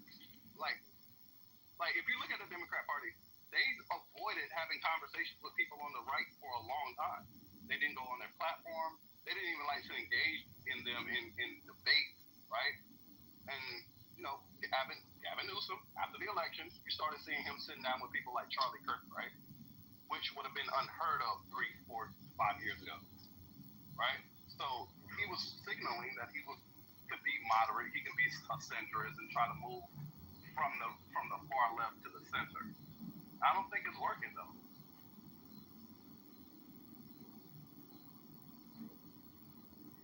Well, Gavin Newsom, when he wasn't even running for president, entered a debate with Ron DeSantis, who was running for president.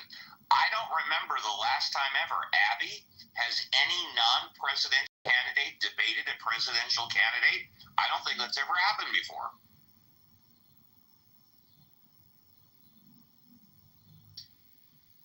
Not to my knowledge. Thank you. Just a side note, Uncle Steve, did you get a lottery ticket today? I bought my first lottery ticket. No, I don't play the lottery, no. I never have. I just had over a billion. Is it a billion? You got to be in it to win it, Steve. You know, it's illegal here in my state. It's illegal to have lotteries, so I have to drive to California to get a ticket. I play poker. I'll play poker anytime, but I don't play the lottery. Would you fine, Abby, if you were caught crossing state lines with a lottery ticket? No, I don't think so. You should see how many people line up at Prim. Do you know where Prim is? It's on the border. And there's one. What state are you in? Nevada. It's illegal to have a lottery because of the casinos. So there's a 7-Eleven or something there that is mobbed with lines, for very, very long lines when there's a big lottery. People wait for hours. I literally got in line to get a ticket. I've never done it before. I had to say to the woman, "How does this work?" And she says, "You go online, you go to Cal Lottery, which is an app, and you scan it." And I did, and I'm waiting to hear.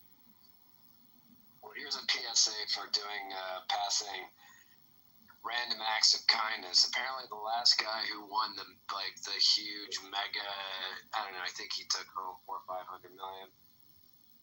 I think he bought it in Southern California, maybe, and he was about to go up to the counter and purchase, except this woman thought she was next, and as a gentleman, he allowed her to go. She goes, buys her ticket, he buys the very next one. Wow. It's like kid karma, right? That's really amazing. I know someone who's won. Do you know what Megabucks is? Yeah. So I know someone that won Megabucks twice here. Oh wow. Yeah. What was the value of that win? One was like 5 or 6 million, and the other was a little over $1 million on the two. So one news story covering the lottery today said, it's one of the biggest misnomers, or they were trying to debunk myths, was that people who win the lottery often lose all their money and, do scandalous things, blah, blah, blah, and that was totally debunked. They're living the dream. I mean, yeah, there is a myth that all of them do, but there are a good handful. There's documentaries about it of these people who, they're not winning $500 million, but they blow. You'd be surprised how easily you can blow 10, 20 million. Oh, sure, no doubt. Yeah. I just thought it was funny that they covered the story this way. It's just not the majority, and that's the popular myth.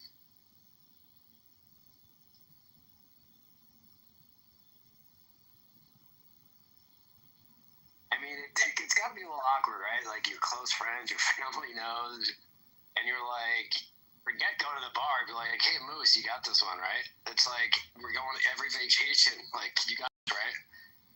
You want $400 million. You want $400 million.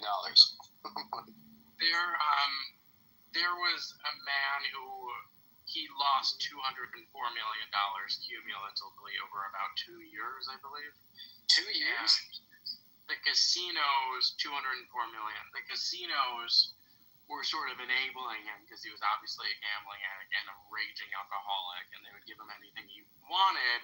And anyway, the latest news about him was he was sick and he needed some operation, and he had absolutely no money left, and he started a GoFundMe for himself. He can't even, pay for medical expenses now. He's nothing. Yeah, that's kind of what happened. He blew $200 million in 2 years from gambling. Derisive, is that right? $200 million doesn't, it's $100 million a year. You did. And you don't have to pay a tax on it. Yeah, it was like 1 year. One year he was 2% of Caesar's entire revenue. Just what's his name? It's Ken something. I forget his last name. If you look, sure anyone being extorted. If you there's famous lawsuits. Do you know? Yeah, he did sue, and I think they settled out of court. But if you type in the $204 million loser in Las Vegas, you'll for sure find him. He was personally kicked out of Wynn by Steve Wynn himself because he said he was a gambling addict. That had to be a very long time ago because Steve's been out of the property for quite some time. So this is an older story. It's not recent then. I don't think it's more than 10 years old. But the recent part was that he had a GoFundMe. So that part is recent. And that's sort of what brought his name back into the headlines. And then, after he was kicked out of the Wynn, he, Caesars took him on and gave him anything he needed. Terrence Wannabe? No, that doesn't sound right. Well, I won about $4,000 a few years ago. And when I did my taxes, they said, okay, you had a winning of this amount of money. And I said, yes. And she put it on there, but it helped my taxes, but it doesn't help them poor. But, I think it goes into, they just changed the law, but it goes into your AGI, but you write off your losses against your winnings. That's when people play with cards. But they just passed in the big, beautiful bill, and hopefully they get an amendment in to change this, that we can only write off up to 90% now instead of 100% of our losses. I was going to say, Abby, prior to the big beautiful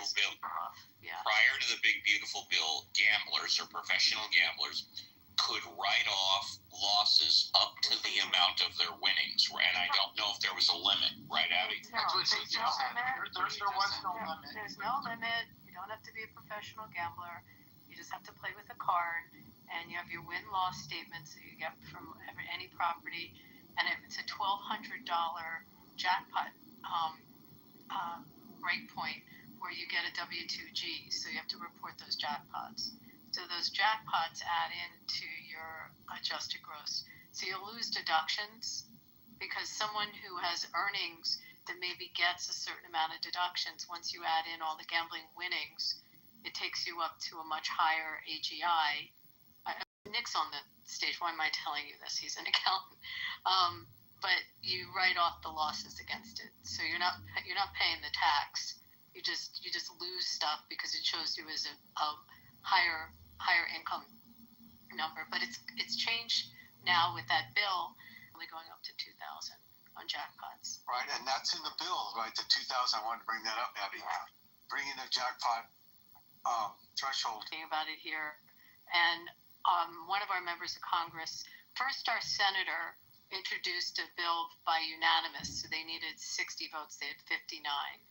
So then one of our members of Congress just introduced it, or I guess she is introducing it when they come back to session to make it 100% of the losses. So And Abby, if I could follow up regarding the tips not being taxed. Now, there was a cap on that, which we found out afterwards. Can you talk very quickly about the no tax on tips? Thanks. Nick can do that. Okay, Nick, please. The first $25,000 is not taxable, but you'll still have to pay FICA, which is 7.65%. So yes, there is no federal tax on that. But again, it's just the first 25,000, but you're still going to have to pay 7.65% withholding. And it has no bearing on what salary you make. If you make, let's say, minimum wage, or if your salary is $50,000, that the same thing that you just described applies. Yes. Correct. Thank you, Nick. So, guy's name was Terrence Wannabe. I just looked that up. I never knew about this. Yeah, I did too. Yeah, I posted a link to a story about it in the chat also. But anyone who's from Philly will know who I'm talking about. One of the prior owners of the Eagles, very beloved owner, his name was Leonard Toews, and he was extremely wealthy. He had a trucking company, and he owned the Philadelphia Eagles. I mean, in the days not when they were worth, billions, they were worth millions. And he had a horrible gambling problem, and went to Atlantic City all the time, and drank heavily. So he sued, trying to recover a lot, claiming that they plied him with alcohol, and that he lost his judgment, but he did not win those cases. Yeah, it's hard to prove that, Abby. It's just like saying like McDonald's made you fat. Well, I mean, they can't.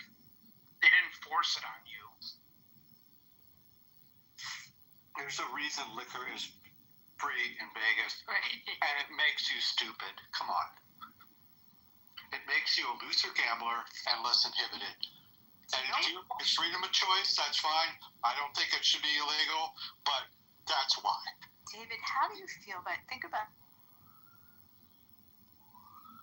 Abby, you dropped out. You just said think about, and then you dropped out, Abby. Pot is totally legal here. We have all the dispensaries Abby, all over. You got to repeat the first part there. Abby, you said, how do you feel? And then there was about a 30-second gap, and then you said pot. Then you said pot. Pot is totally legal here. How do you feel about if these dispensaries, if you end up giving out free pot in the casinos as well as booze? I don't agree with that either. And I want to take away people's free will, but it inhibits your thought process. I'm a gambler, you know that, Abby. I'm not against the gambling industry. I think people should be able to enjoy that if that's what they want to do. But I don't drink when I gamble, okay? And there's a reason. If other people want to, that's fine. But you can't tell me that people are making the same decisions when they're drinking as when they're not. I agree. Can I take this moment to just do a public service announcement about something?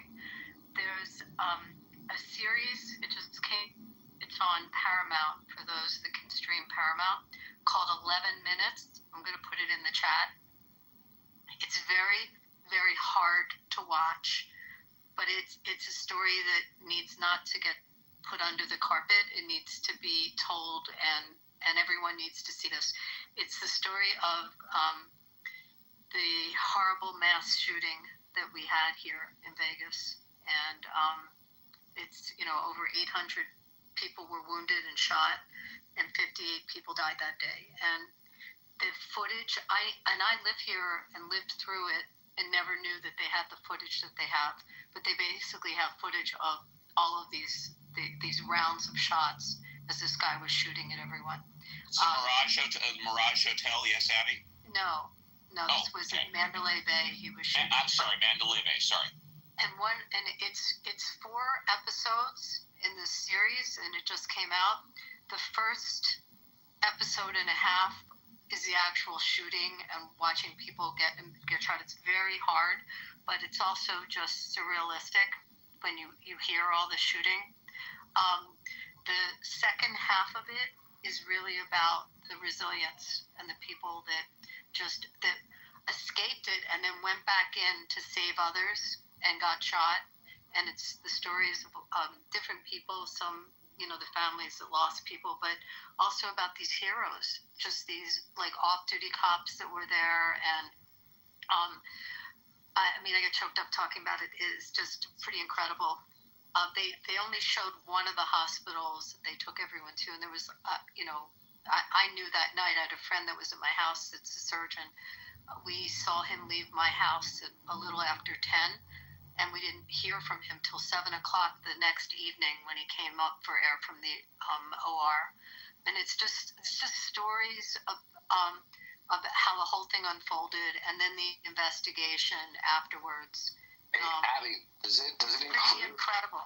Does it show him? Does it in the documentary? Do they have like lobby footage of him walking into the hotel with duffel bags of assault rifles? The porters carried 15 cases of guns up to his room. So I want to say one thing. I don't want to say his name, and the entire documentary, they make sure they never say his name.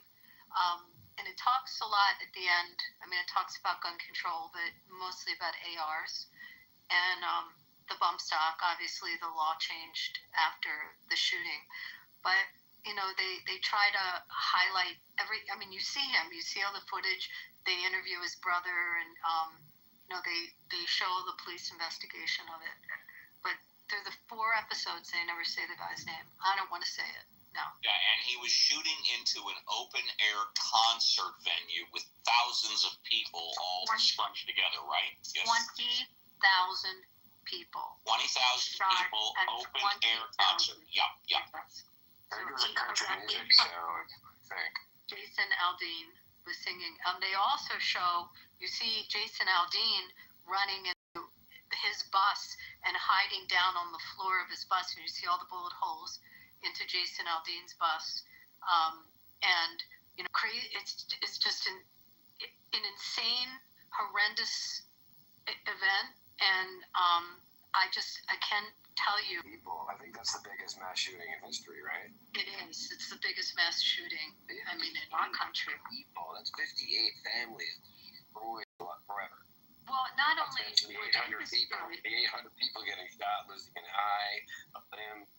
They show this one woman was a breast cancer survivor, and they shot up her face and her jaw, and was just hanging off of her face, her jaw.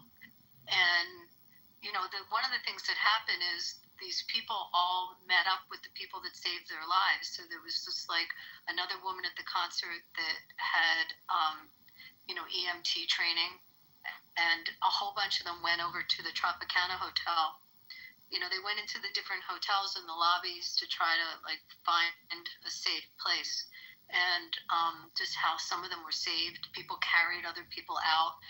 And so then you see them finding the people that saved their lives. But, there were so many people that have disabilities now as a result of it.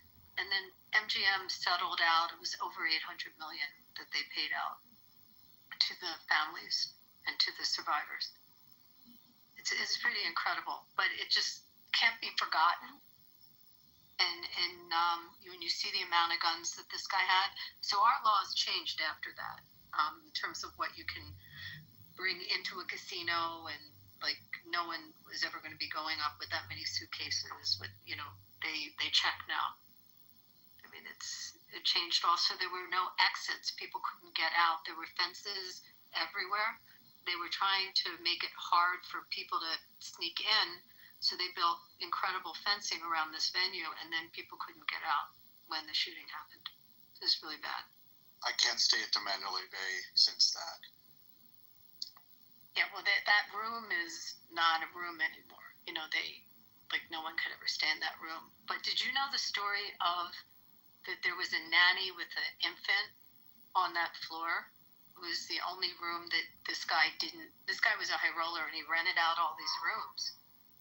And the only room that he didn't get, there was a nanny there, and the baby's father was part of Jason Aldean's whole group.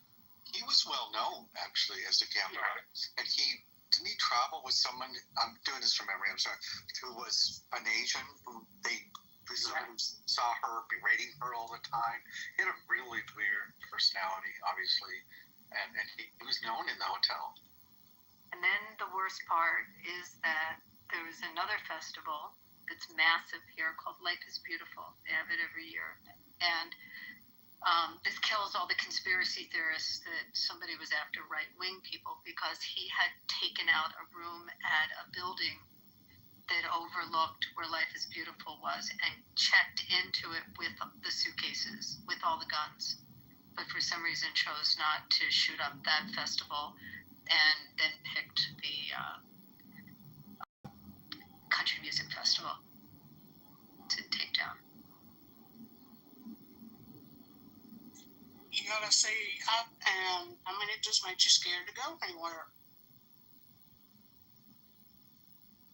Yeah, it's ranked the worst. Cleveland. Convention center as well. And the Four Seasons. See, Four Seasons have 4 floors or a certain section of the Mandalay Bay, but I have a friend who... It's a separate building. Okay. Yeah, she stays there when she's in town. Her husband owns bars down there. I put the trailer in the chat for this. I'm sorry, I didn't mean to bring everyone down, but I just watched it when you talk about casinos, like, it popped in my head. I usually do not gamble, but my best friend, he gambles, and we'll go in and have the buffet, and after we have the buffet, we'll go gamble. He'll give me a 20, and I'll sit there and just, one time, I hit it on the first quarter that I put into the slot machine, and I won like $4,000. So, that's why I was talking. So. That's why we'll invite you back to lose the 4,000. Well, no, he might have, but I'm not one that goes to, I won't take no more than $20 if I go, because I can't afford to. Did you pay $20 back? Yeah, I sure did. In Memphis? Are you in Vicksburg, or what's the... I gave him like $700. Isn't there one near you? Isn't Vicksburg near you? I'm not sure. I'm in Memphis. Yeah, near Memphis. Yeah, okay. I honestly don't know. I've heard of it, but I'm not sure how far away it is. Well, that's generous of you to give him $300 because he definitely deserves whoever will do that $20 deserves the finder's fee. Oh yeah, I try to make sure that I gave him, what was, the right to give to him. He's a truck driver, so he gambles a lot. And sometimes he'll sit there and hit a machine as he's leaving after he done lost a bunch of money, and then he'll hit one machine and he'll get lucky and he'll pay off.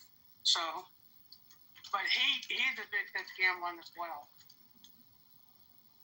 So I tried the new split poker yesterday. Have you seen the new IGTs? No, I haven't. That's right. It was David Party's asking. Anyway, guys, let me see if I can find more about that. I'll put more in the chat about it. The new IGT is Twin Dragon. I looked for it yesterday. I'll look again. We may only have it first here, but it's coming.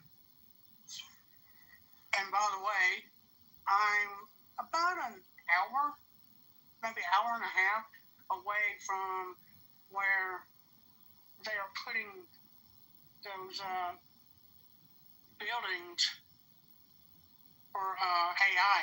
XAI. XAI. Okay, thank you. I just wanted to make a real quick announcement to everybody in here. In the month, the house was boomed. It is no more.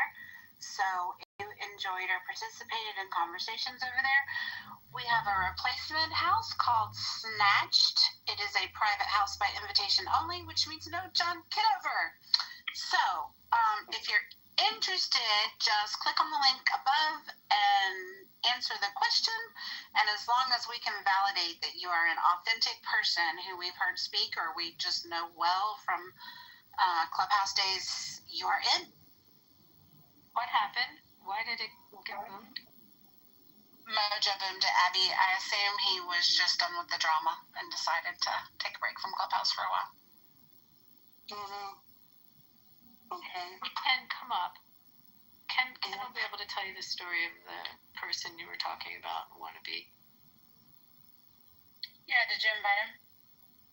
Yeah, Ken. Guarantee you he knows this. Ken. Yes. I didn't want to listen, but go ahead. Yeah, go ahead. The guy Wannabe, they're talking about that lost $200 million at Caesars. What an Abby? 86 to win. Yeah, do you know the whole story on that? Yeah. Well, I know most of it.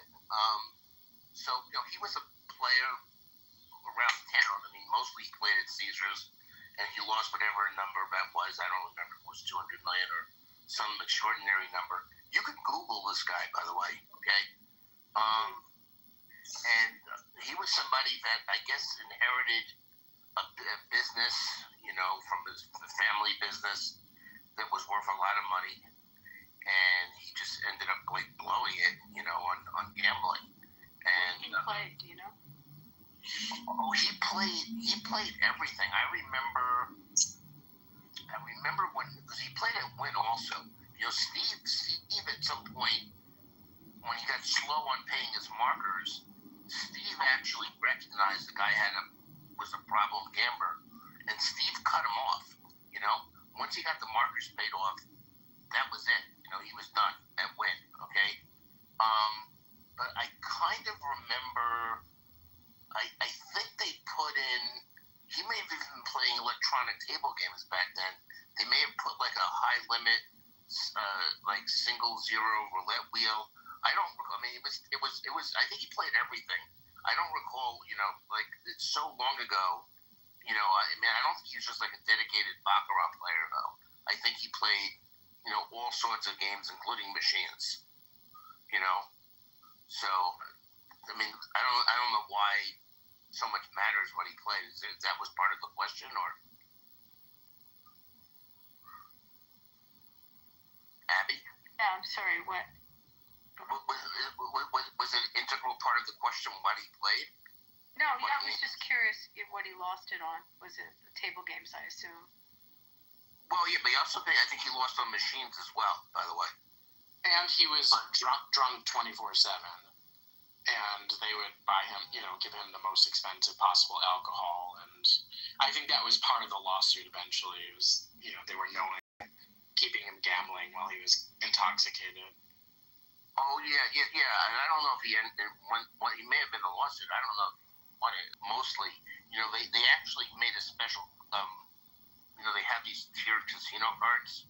Like, if any of you played in Vegas, like with Caesars, you get, a platinum or a diamond, and above diamond they have the seven. The black card. Well, no, that's not at Caesars. Okay. At Caesars they have the 7 stars. But he didn't want the 7 stars because other high rollers had it. So they created a chairman level that had only one member at the time. And that was him. I mean, like I don't know, what else he's going to get, from doing that. But yeah, he did play all over town. But it's so long ago, I forgot a lot of the, a lot of the detail. So, yeah. Yeah, it had to be because they told me the story just before. They said that Steve is the one who kicked him out of Wynn, and he hasn't been at Wynn in how many years? I mean, just trying to. Oh no, it was a long time ago. Yeah. It had to be. This was like in the. I re-referenced the article. It was 2007. Yeah, it was like the first part of the century. Yeah, I mean, he even played at Red Rock a little bit. I mean, not a lot. But he was. But that was that liquor that they're talking about. It was called Jewel. And I'm not sure it's even the most expensive in the world. It's an expensive form of vodka. It was called Jewel of Russia. Okay, so all of the casinos that he would ever play in always had a supply of Jewel of Russia. And that was the particular vodka that he wanted. Whatever. Now I'm Googling the vodka. Never heard of it before.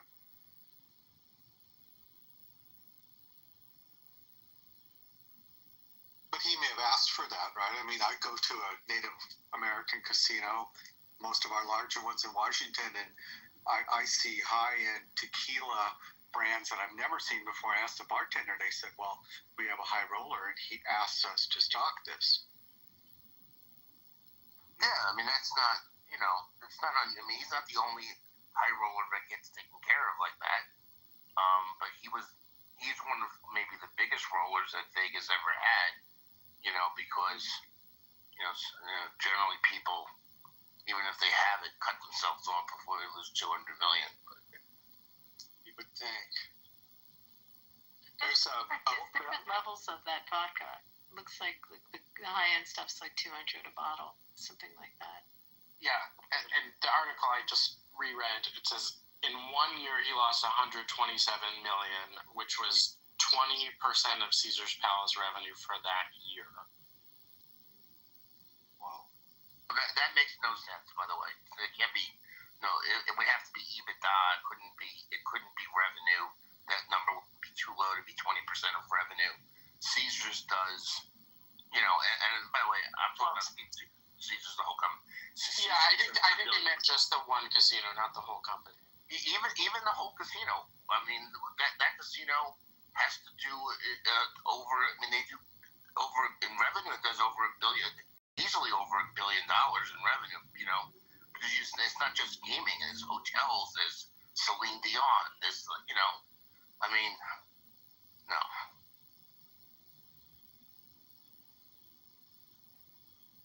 It sounds like 20% of an EBITDA number, not 20% of a revenue number.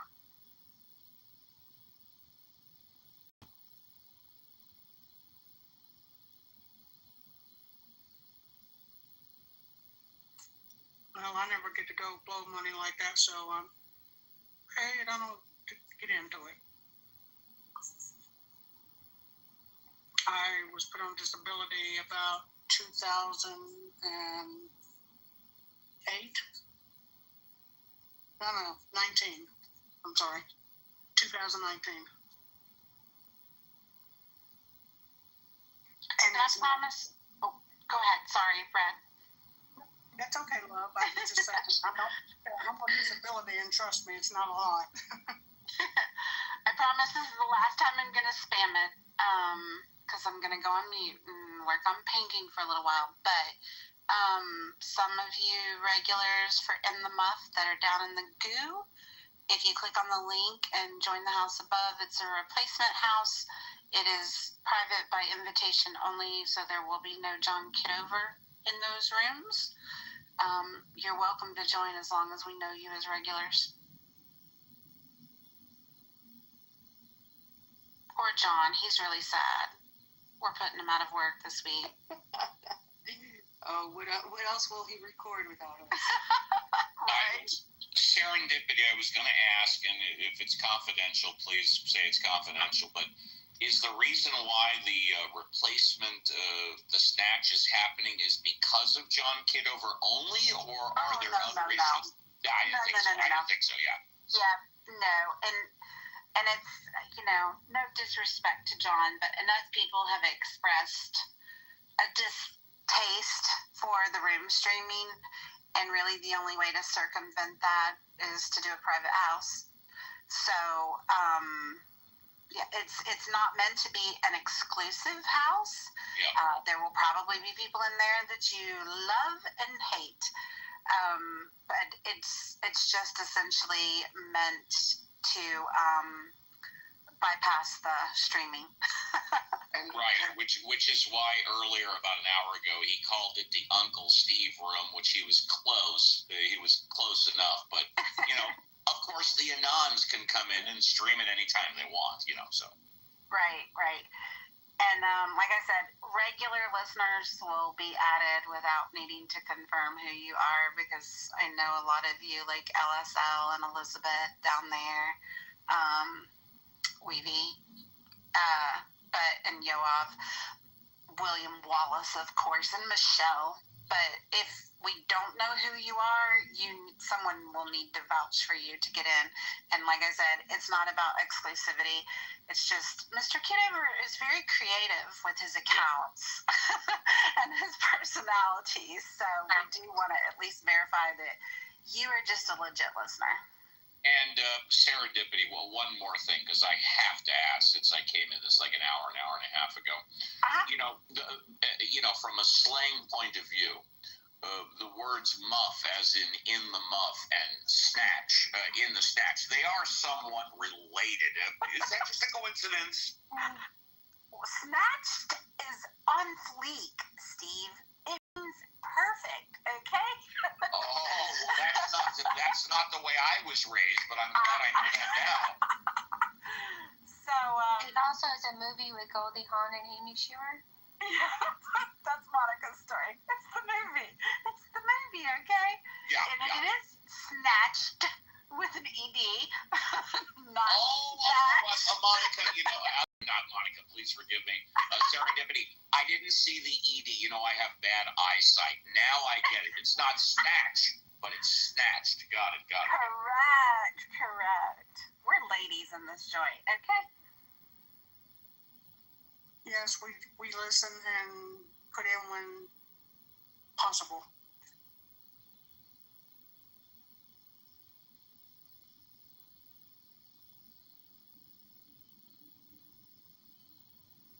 Damn straight.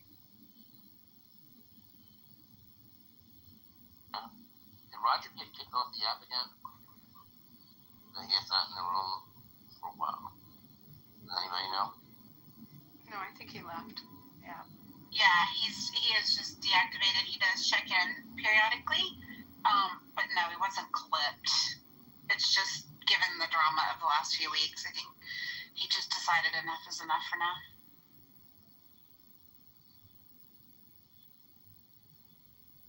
Well, I hope his situation gets the attention it needs.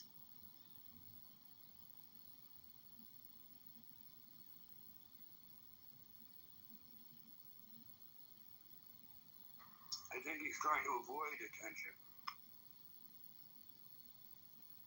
Speaking of attention,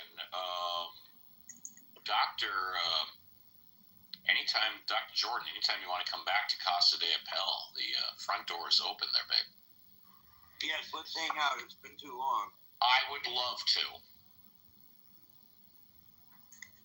Let's talk. I'm happy to do it soon. I don't know if I have. Did we exchange phone numbers? Or? I have your number. But call me anytime, babe. Call me anytime. So, who is Mojo on the app then? That is John Kitover in the room right here, Abby. This is a public room. He took Roger. Yeah. Roger was the original Mojo, and then John added a character or two to it, I think, right? Yeah. We are not actually in the house right now. This is a public room because we just wanted to get the link out there so that we could capture the ones that wanted to continue to participate in the conversations. So he is in this room live streaming as we speak. He's getting his last little fix because he misses us already. So there you have it, folks. And where is this? I think you need to personally thank me for not blocking this account along with other ones I've blocked. Top of the room, Ken. The house is called Snatched. And if you click on the link and just request to join, I will admit you. Well, I've done that and left. I got you. Yep. Okay. I already admitted you. Mm-hmm. Well, thank you, love. John is the junkie, William Wallace. He loves to make us his art. And, he's going to lose that ability, so he's a little sad.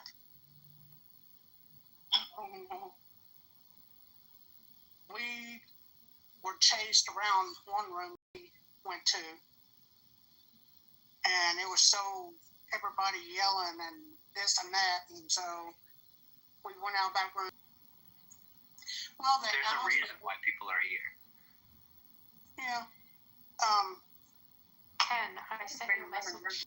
It's too loud. And man, they kicked me out, and I was like, okay. And we went and found, he wanted to find yours, and we did.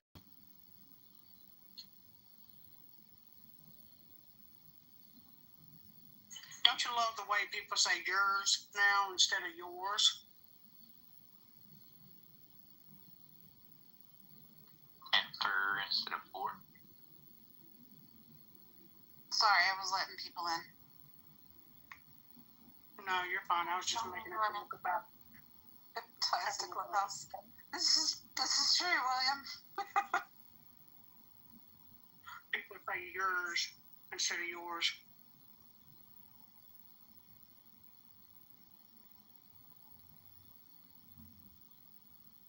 Goodness. Okay. I think we pretty well got the word out. And like I said, we can, if people want to suggest and invite other people, we can certainly do that. It just, tomorrow morning's coffee room will be in the house. So hopefully we'll get to see a lot of familiar faces.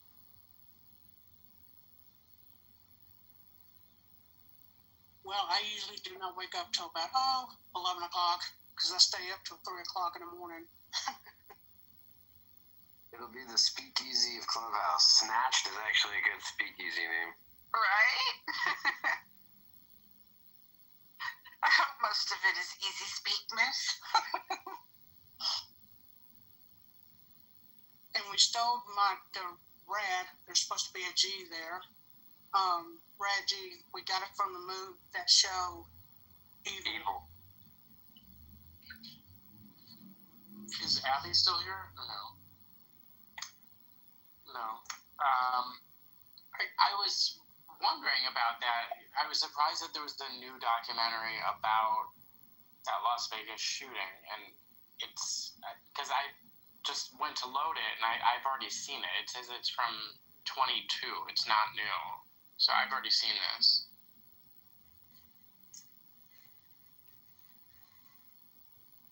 Is it called 11 Minutes, or is It's it called 11 Minutes, and I've already seen this, and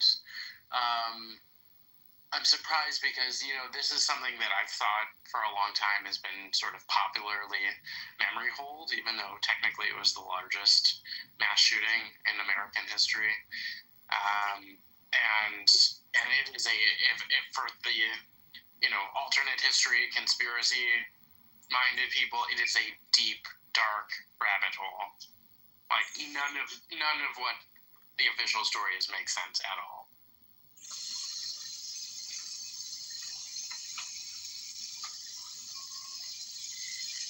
I rewatched that about Louisiana hurricane the other day. It was really sad.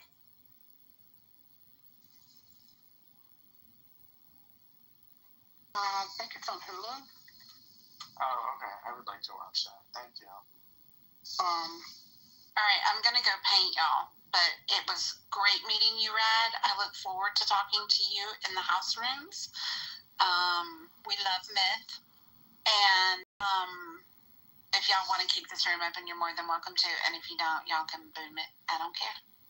Thanks, everybody. Thank you so much. Bye. Bye. Hey, y'all.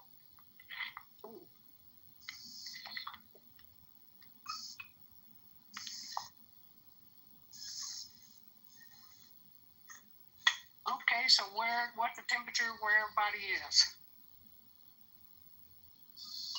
What y'all's high for the day? Today was incredible. It was like 74 degrees today. Couldn't have asked for a better Labor Day. It was... Yeah, it was 89 here. Yeah, 89.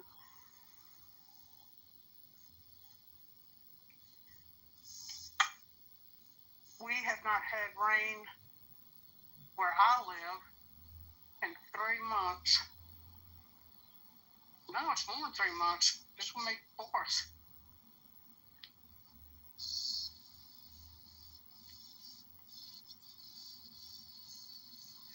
Everybody left.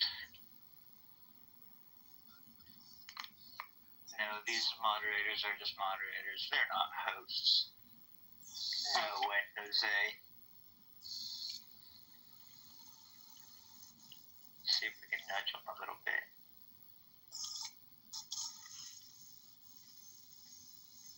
I mean, or we could just go somewhere else.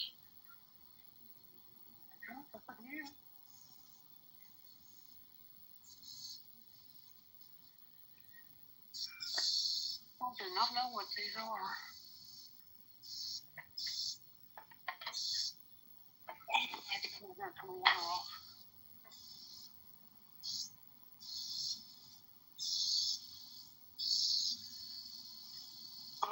And my back is still hurting. So, you know what time that means. Time to smoke. So, I'm hurt since I got up, and I took my medicine when I got up. So,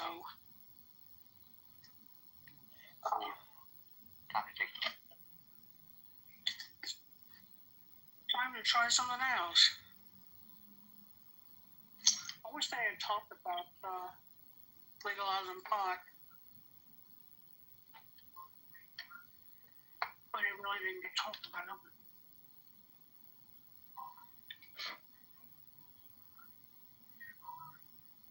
Seeing as it feels like we're the only ones that haven't approved it. Ain't that for sure? Every time I vote, I vote for them to legalize it.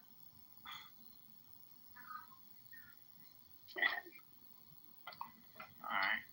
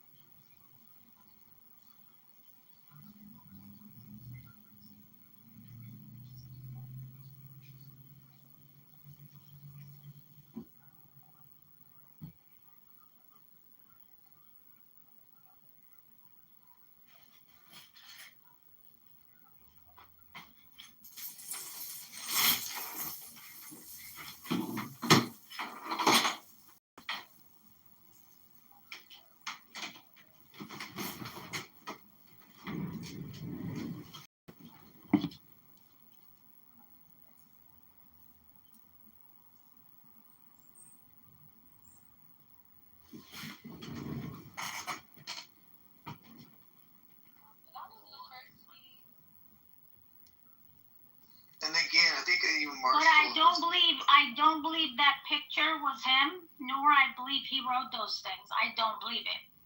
So the one that you're thinking, the split picture, right, is probably, you're thinking it's not him, the one where he's well, he doesn't look like him. Yeah. What picture are you guys referring to? Yeah, I got it. It's in the goo there down there. I gotta find that stuff. Give me a second. That picture, whoever that picture is, on this Trump has gained 80 pounds.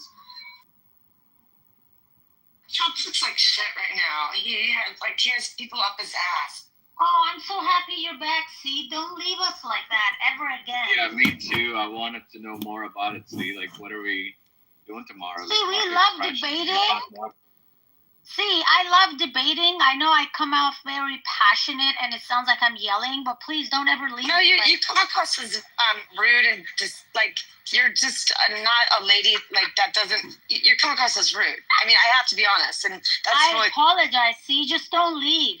Stay. Whatever you do, stay. Did you take your blood pressure meds? I got some marshmallows and graham crackers, and we can tell campfire stories. See, it'll help you feel better. Oh, thank you. I'm all good. I appreciate that. Thank you. I'll give it's you a beautiful day. Don't worry about me. Worry about yourself. No, yeah. Let's keep moving forward. JCS, what we got? Podcasting today. I know what your real name is, but I won't use it. How are you this evening, and what are your thoughts on the title right now at this point? Don't make me use your real name. I had a couple people tell me earlier today, let him die. I actually had people tell me when I literally had people say that. I'm just saying. I didn't say that, though. I'm just saying. Well, how did you respond to them? I respected what they had to say. I didn't really respond. What are you to say? I don't wish anyone to die. Who are you talking to? Are these your friends? This is actually a good discussion here. Are these your friends that you're talking to, or are they just strangers on the street that you just happen to be talking about Trump? See? They're people that acquaintances that I know. So yes, I mean I know. So yes, that are educated, and yes, I was surprised to hear this, but I didn't respond because I don't want to wish anyone ill will, if you will. Thank you. Was it Patty's room or people in Patty's room? Political correctness. No, it wasn't that. No. Everyone did well earlier over there. Who cares about Patty's room? Like, honestly, they're gonna go. That's fine. No, I like Patty. I do like Patty. It's fine. No, I'm just saying, like, it's fine. No, but it wasn't Patty's room. No. I like Patty's room. I like them, but sometimes they need to be, people just need to be educated. We all need to be educated. It's not a right or wrong. It's not black or white. It's not Democratic or Republican. It's about moving forward in a positive manner. Is what really we need to focus on, and that's really. So I don't understand. Why did you just come in this room and say you hope he dies? Is that moving forward in a positive manner? I didn't say that. I never said that. Didn't say that. I never said that.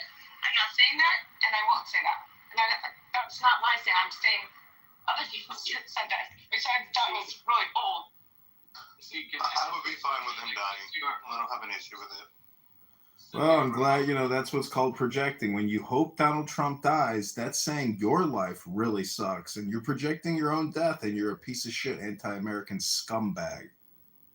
You can be healthy all you want. An elderly man in his 70s is overweight and already is having medical decline with his foot issue, right? So you can get all pissy and go on a tantrum, but this is an issue the Democrats should have exploited, right? The fact that his age is a problem with a high-stress work environment like this, and nobody pressed him on his cognitive abilities, right? Like, the Democrats are stupid, but this has been everyone has known about this problem with Trump for a while. He is very likely to die in office. That's okay. It's not a big deal. Okay, so first of all, I want to ask Congressman. Thank you, Mother. I want to ask Congressman something. I don't think Trump succumbs to stress the way that most people do. That's what allowed him to get where he is, and that's no compliment to him. I'm not extending one. But I want to ask Congressman and everyone, what do you think of Rudy Giuliani winning the presidential honor of Medal of Freedom? Jeez, I can't even speak today. He just got in trouble, didn't he? Didn't something just happen No, already? he got into a car accident and he's in serious critical injury, so pray for Rudy Giuliani, the greatest mayor New York has ever had. Wait, when did he go into accident? When did that? He rescued a woman who was being beaten up in a domestic dispute. He rescued her. An old fart like Rudy Giuliani, he's got the balls to rescue a woman. And when he got back in his car, some stupid driver crashed into the back of his car. Was that before or after that email? Oh, that email was today. Yeah. Before. That was yesterday. The message was from today. Got it. Yeah, that was today after the fact. Yeah. That's what he posted. Now, JCS, do you have a certain criteria who is supposed to get that medal? Is that where you're going with this? Like, you think certain people don't deserve that medal, I'm assuming, right? Well, I mean, I suppose you'll argue that other people don't deserve it. In his particular case, maybe the timing wasn't great because, well, it may have been purposeful, of course, but I mean, yeah, he I don't know that he's been convicted. He's been indicted, right? And so I just think that when you're indicted for a federal crime, you at least have to wait to see what legal proceedings play out to before you give someone that particular honor. That's all. He's being persecuted. I actually see Dr. Jopin's point. No, he has what's called a bias. Sorry. Rudy Giuliani is a hero. Jordan says he's correct because I'm scared of him. I don't know. I feel like he won't put me in prison. Oh, don't be afraid of me. I think that, here's the thing. Like, let's say you put an unsavory person, you nominate or give them the medal. That's fine. But if you don't have a cutoff, then what do? You need a cutoff somewhere. And being indicted for a federal crime, at least wait until you hear what happens, right? I mean, for goodness sake. He's being sued for calling somebody an election fraud participant. That's it. The legal industrial complex has bankrupted him over a lawfare bullshit lawsuit, which is completely unconstitutional. It's nothing but prosecutorial misconduct. He is an American hero. He fought the fucking mafia and broke their back. So all you Trump derangement syndrome Trump haters out there that want to parlay it onto Rudy Giuliani, go get what's called a fucking life, you fucking losers. I'm so sick of hearing your stupid bull.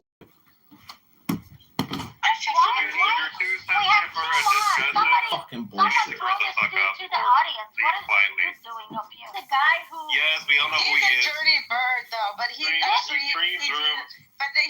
to give him credit for credit, too, but he's still a dirty bird, but you got to give him credit. Yeah, I can't give credit to someone who posts my video of saying my brother who's in Iran asked me something, which if the Iran ICC agents have that copy, they can put my brother in prison, and he posts that on YouTube. I'm sorry, I can't give credit to some douchebag, dirty, nasty person like that. Okay, so back to my point before this tangent is like these weird, emotional tangents that people are doing right now. Like, it's just odd, right? If you don't want to talk to people who don't agree with Trump, you could fucking leave. If you don't want to talk to Mojo because he's in the room, you could fucking leave. People forget how this app works. I'm confused. This is definitely not your room. Why don't you just shut the fuck up? I'm just reminding you because you're the one having a fucking meltdown on stage, right? Shut the fuck up, woman. Again, I will say whatever the fuck I want. No offense. I'm gonna tell you, shut the fuck up, woman. No offense. Emotional meltdown is true. You're proving my point.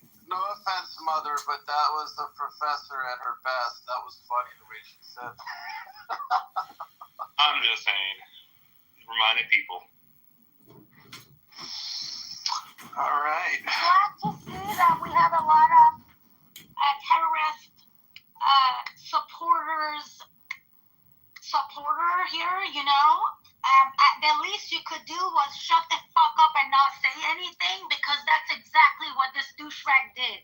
He recorded me from a friends of friend room where I was saying how I've said certain thing in certain room which can put my family member in danger, and he thought that was cute and funny, so he posted that. He shared my voice of talking about my family member who Yeah, and you're running your mouth again, repeating your same drama. I hate to break it to you, sweetheart, but you're not special. You're just a loud-mouthed old bitch. Douchebag.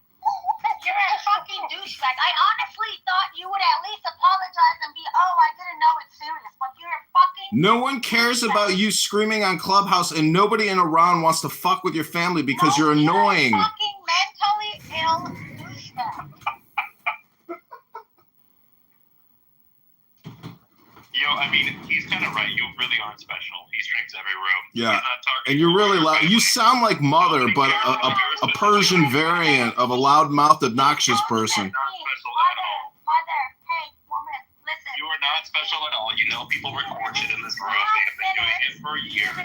If you're this sensitive about your information, maybe you should be more careful with what you run your mouth on. Like, that might be a you problem. Stop running your mouth if you don't want people to repeat it. Don't engage, guys. Stop running your mouth if you don't want information Don't public. engage, mother. Don't engage. Just leave her alone. Thanks for the invitation, man. The conversation was way better than how it went. Anyway, so Trump is okay, everyone.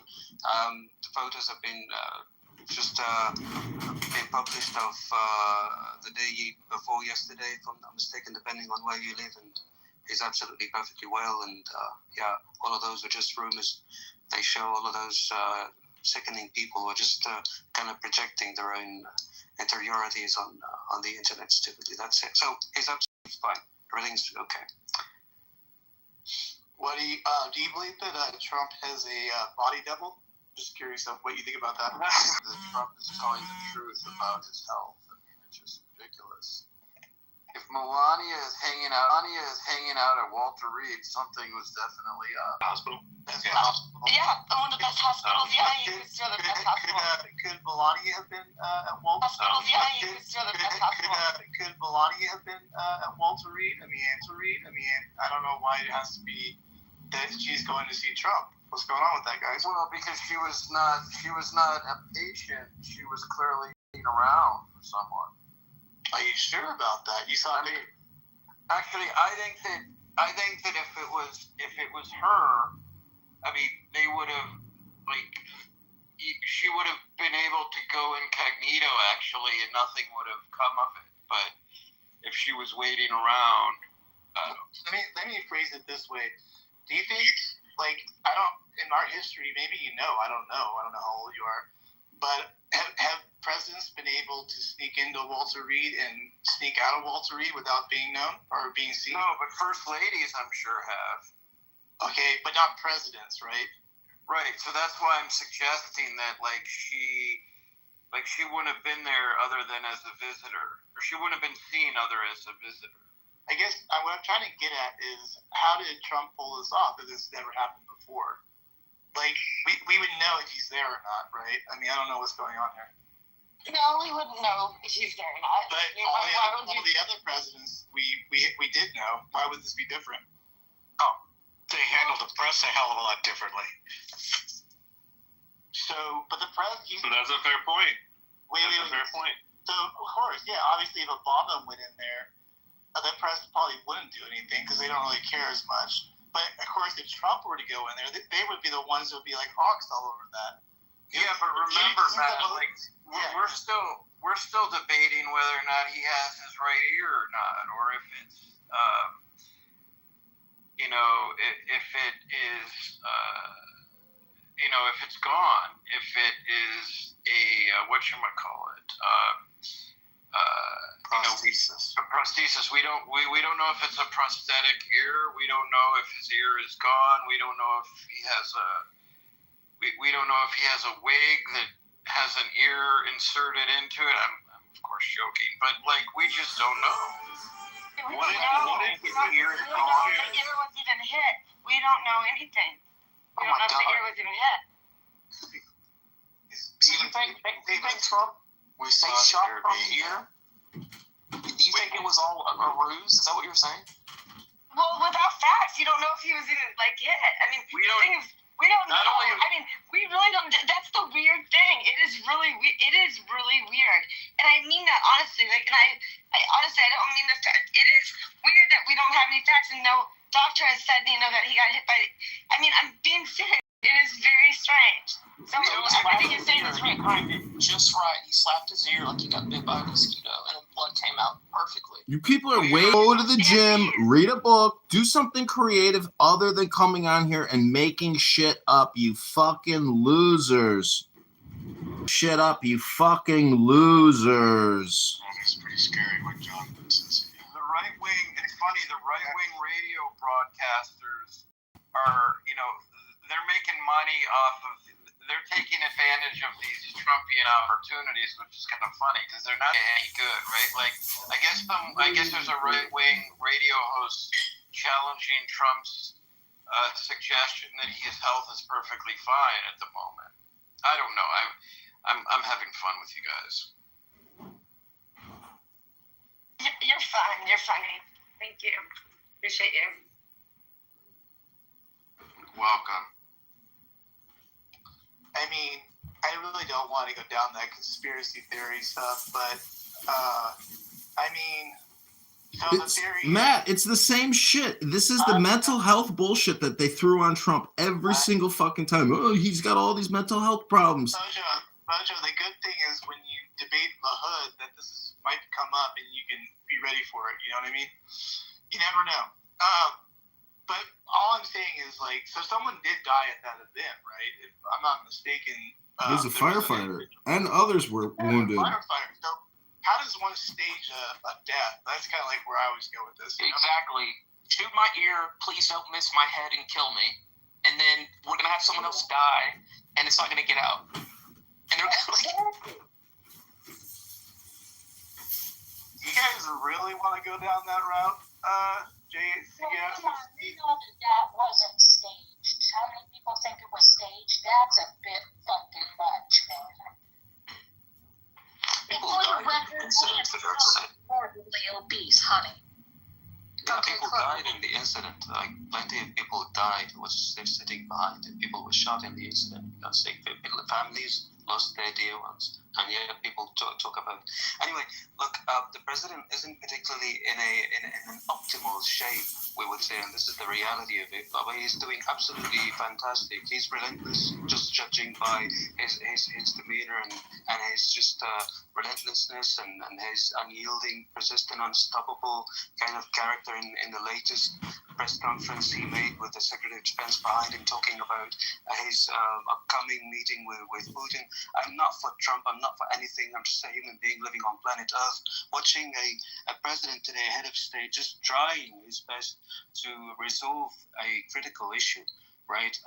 That touches every life on this planet, I guess, and we all need to be cheering for that. Not for the names, not for the strategies, but for world leaders shaking hands. And all of this nonsense about just making up shit and talking about it and spreading just unfounded and just lies, that's absolutely childish. We need just to grow beyond that and just make it a better conversation, I think, for everyone. Well, for the sake of a better conversation, while my husband is gripping his card, he says to me, I hope Trump had a heart attack.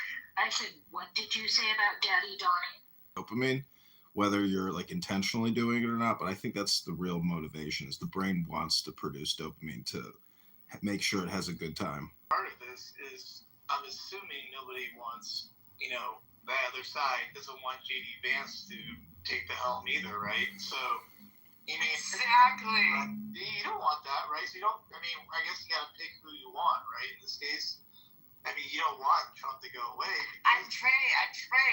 Yeah, that's why I'm Trey. We don't want that. Well, look at what Howard Kaufman, a campaign contributor to candidate Kitover, he wrote, both Trump and Rush Limbaugh are fat, lazy, racist assholes. Now, I got to say, I don't know if they're necessarily fat, and I don't think they're racist. I think that isn't even projection, because I doubt you're a racist, but you could be fat, Howard. No, that was Necro who said that, Mojo. Oh, he's quoting it? Yeah, I think I'll look at that, yeah. Oh, thank God, because I was like, why is a campaign contributor writing, about these two great American heroes? I won a trip from Rush Limbaugh. Like, that's so funny. That was so long ago. Off the radio, going to work. That's so funny. I won a trip. When Rush Limbaugh died, I was at a restaurant. This fat piece of shit at a table next to me said, I hope I can go to Rush Limbaugh's grave and piss on it. I got so angry while I was eating pizza. I thought to myself, should I go fuck this guy up? But I just sat there and I said, just relax. You're at a pizza parlor. It was a lot different when he was in his earlier career, though. Rush was he was a lot different, though. I mean, I have to be quite frank with that. I'm not sure how he was a lot different in terms of. He grew up with Trump's privilege, right? His background, his privilege. I don't think that makes him racist at all. I think he's done things to go outside of that stereotype and prove it to not be true. So I give him props for that, because some people would just lay in it and love that people call them a racist and don't give a fuck. Well, they don't care because they have all the privilege. To these racial ID projectors, everyone is racist because it's a post-structural white racist supremacist society. This is all they live on. They have nothing else to talk about. They're the dumbest people you could ever meet. All they do is bring up this stupid racial identity politics. It's a waste of time. And Necro is even a contributor to my campaign, but he did make me promise that I would help release or write a letter to Trump saying, release the Epstein files. I said, sure thing, Necro, send the $5. I'll put it on my to-do list. So don't forget, Necro, I'm not forgetting. What's your campaign? Hold on. First off, salute to my nigga, man. Second off, Mojo, you sound dumb as fuck. Black people can't be racist, man. Don't, just because y'all Racist. Bullshit, Mike. You can't be racist. How the fuck can we be racist? Because I have 10,000 hours of Clubhouse recordings to prove that there's lots of black racists on this app. That's a fact. Fuck about Clubhouse supporters. We can't be racist, bro. You sound crazy. No, people can be racist, stupid. It's not just black people can't be. It's people can be racist, dummy. People. Stop with your racial identity card bullshit. What the definition of racism is? Mike. Racist is someone who believes its own race is superior to other races. It's simple as that. If you think your race, your people are better than other races and people, that makes you a racist. It's simple. Hey, Point is here. Hey, Point, come on up and tell everybody how big of a stupid dummy they are now that you're on TV and you're a supermodel. You big stupid dummy. I don't know if anybody knows this, but Point is actually John Kitover. He's a gay white guy pretending to be a black woman here on the app. His name is Point. So if you ever see Point in a room, be sure to just say, hey, that's John Kitover. That's not Point. That's not a gay white guy pretending to be a black guy. That's John Kitover, not Point. You big stupid dummy. You big stupid dummy. Everybody fell for my troll. You big stupid dummies. I'm a supermodel and I'm on TV. You just hate me. But my name is Point. I am complete. You big stupid dummies. Hey, y'all. I'm sorry. I didn't know y'all were still here. How could you do that so high? It's a high voice. Yeah, so wrong. He's a character for sure. How are you then? I had to I put my kiddos to bed and then our cat is actually, she's about to have babies and she's acting pretty weird. Like she's actually cuddled up with my kids right now, which is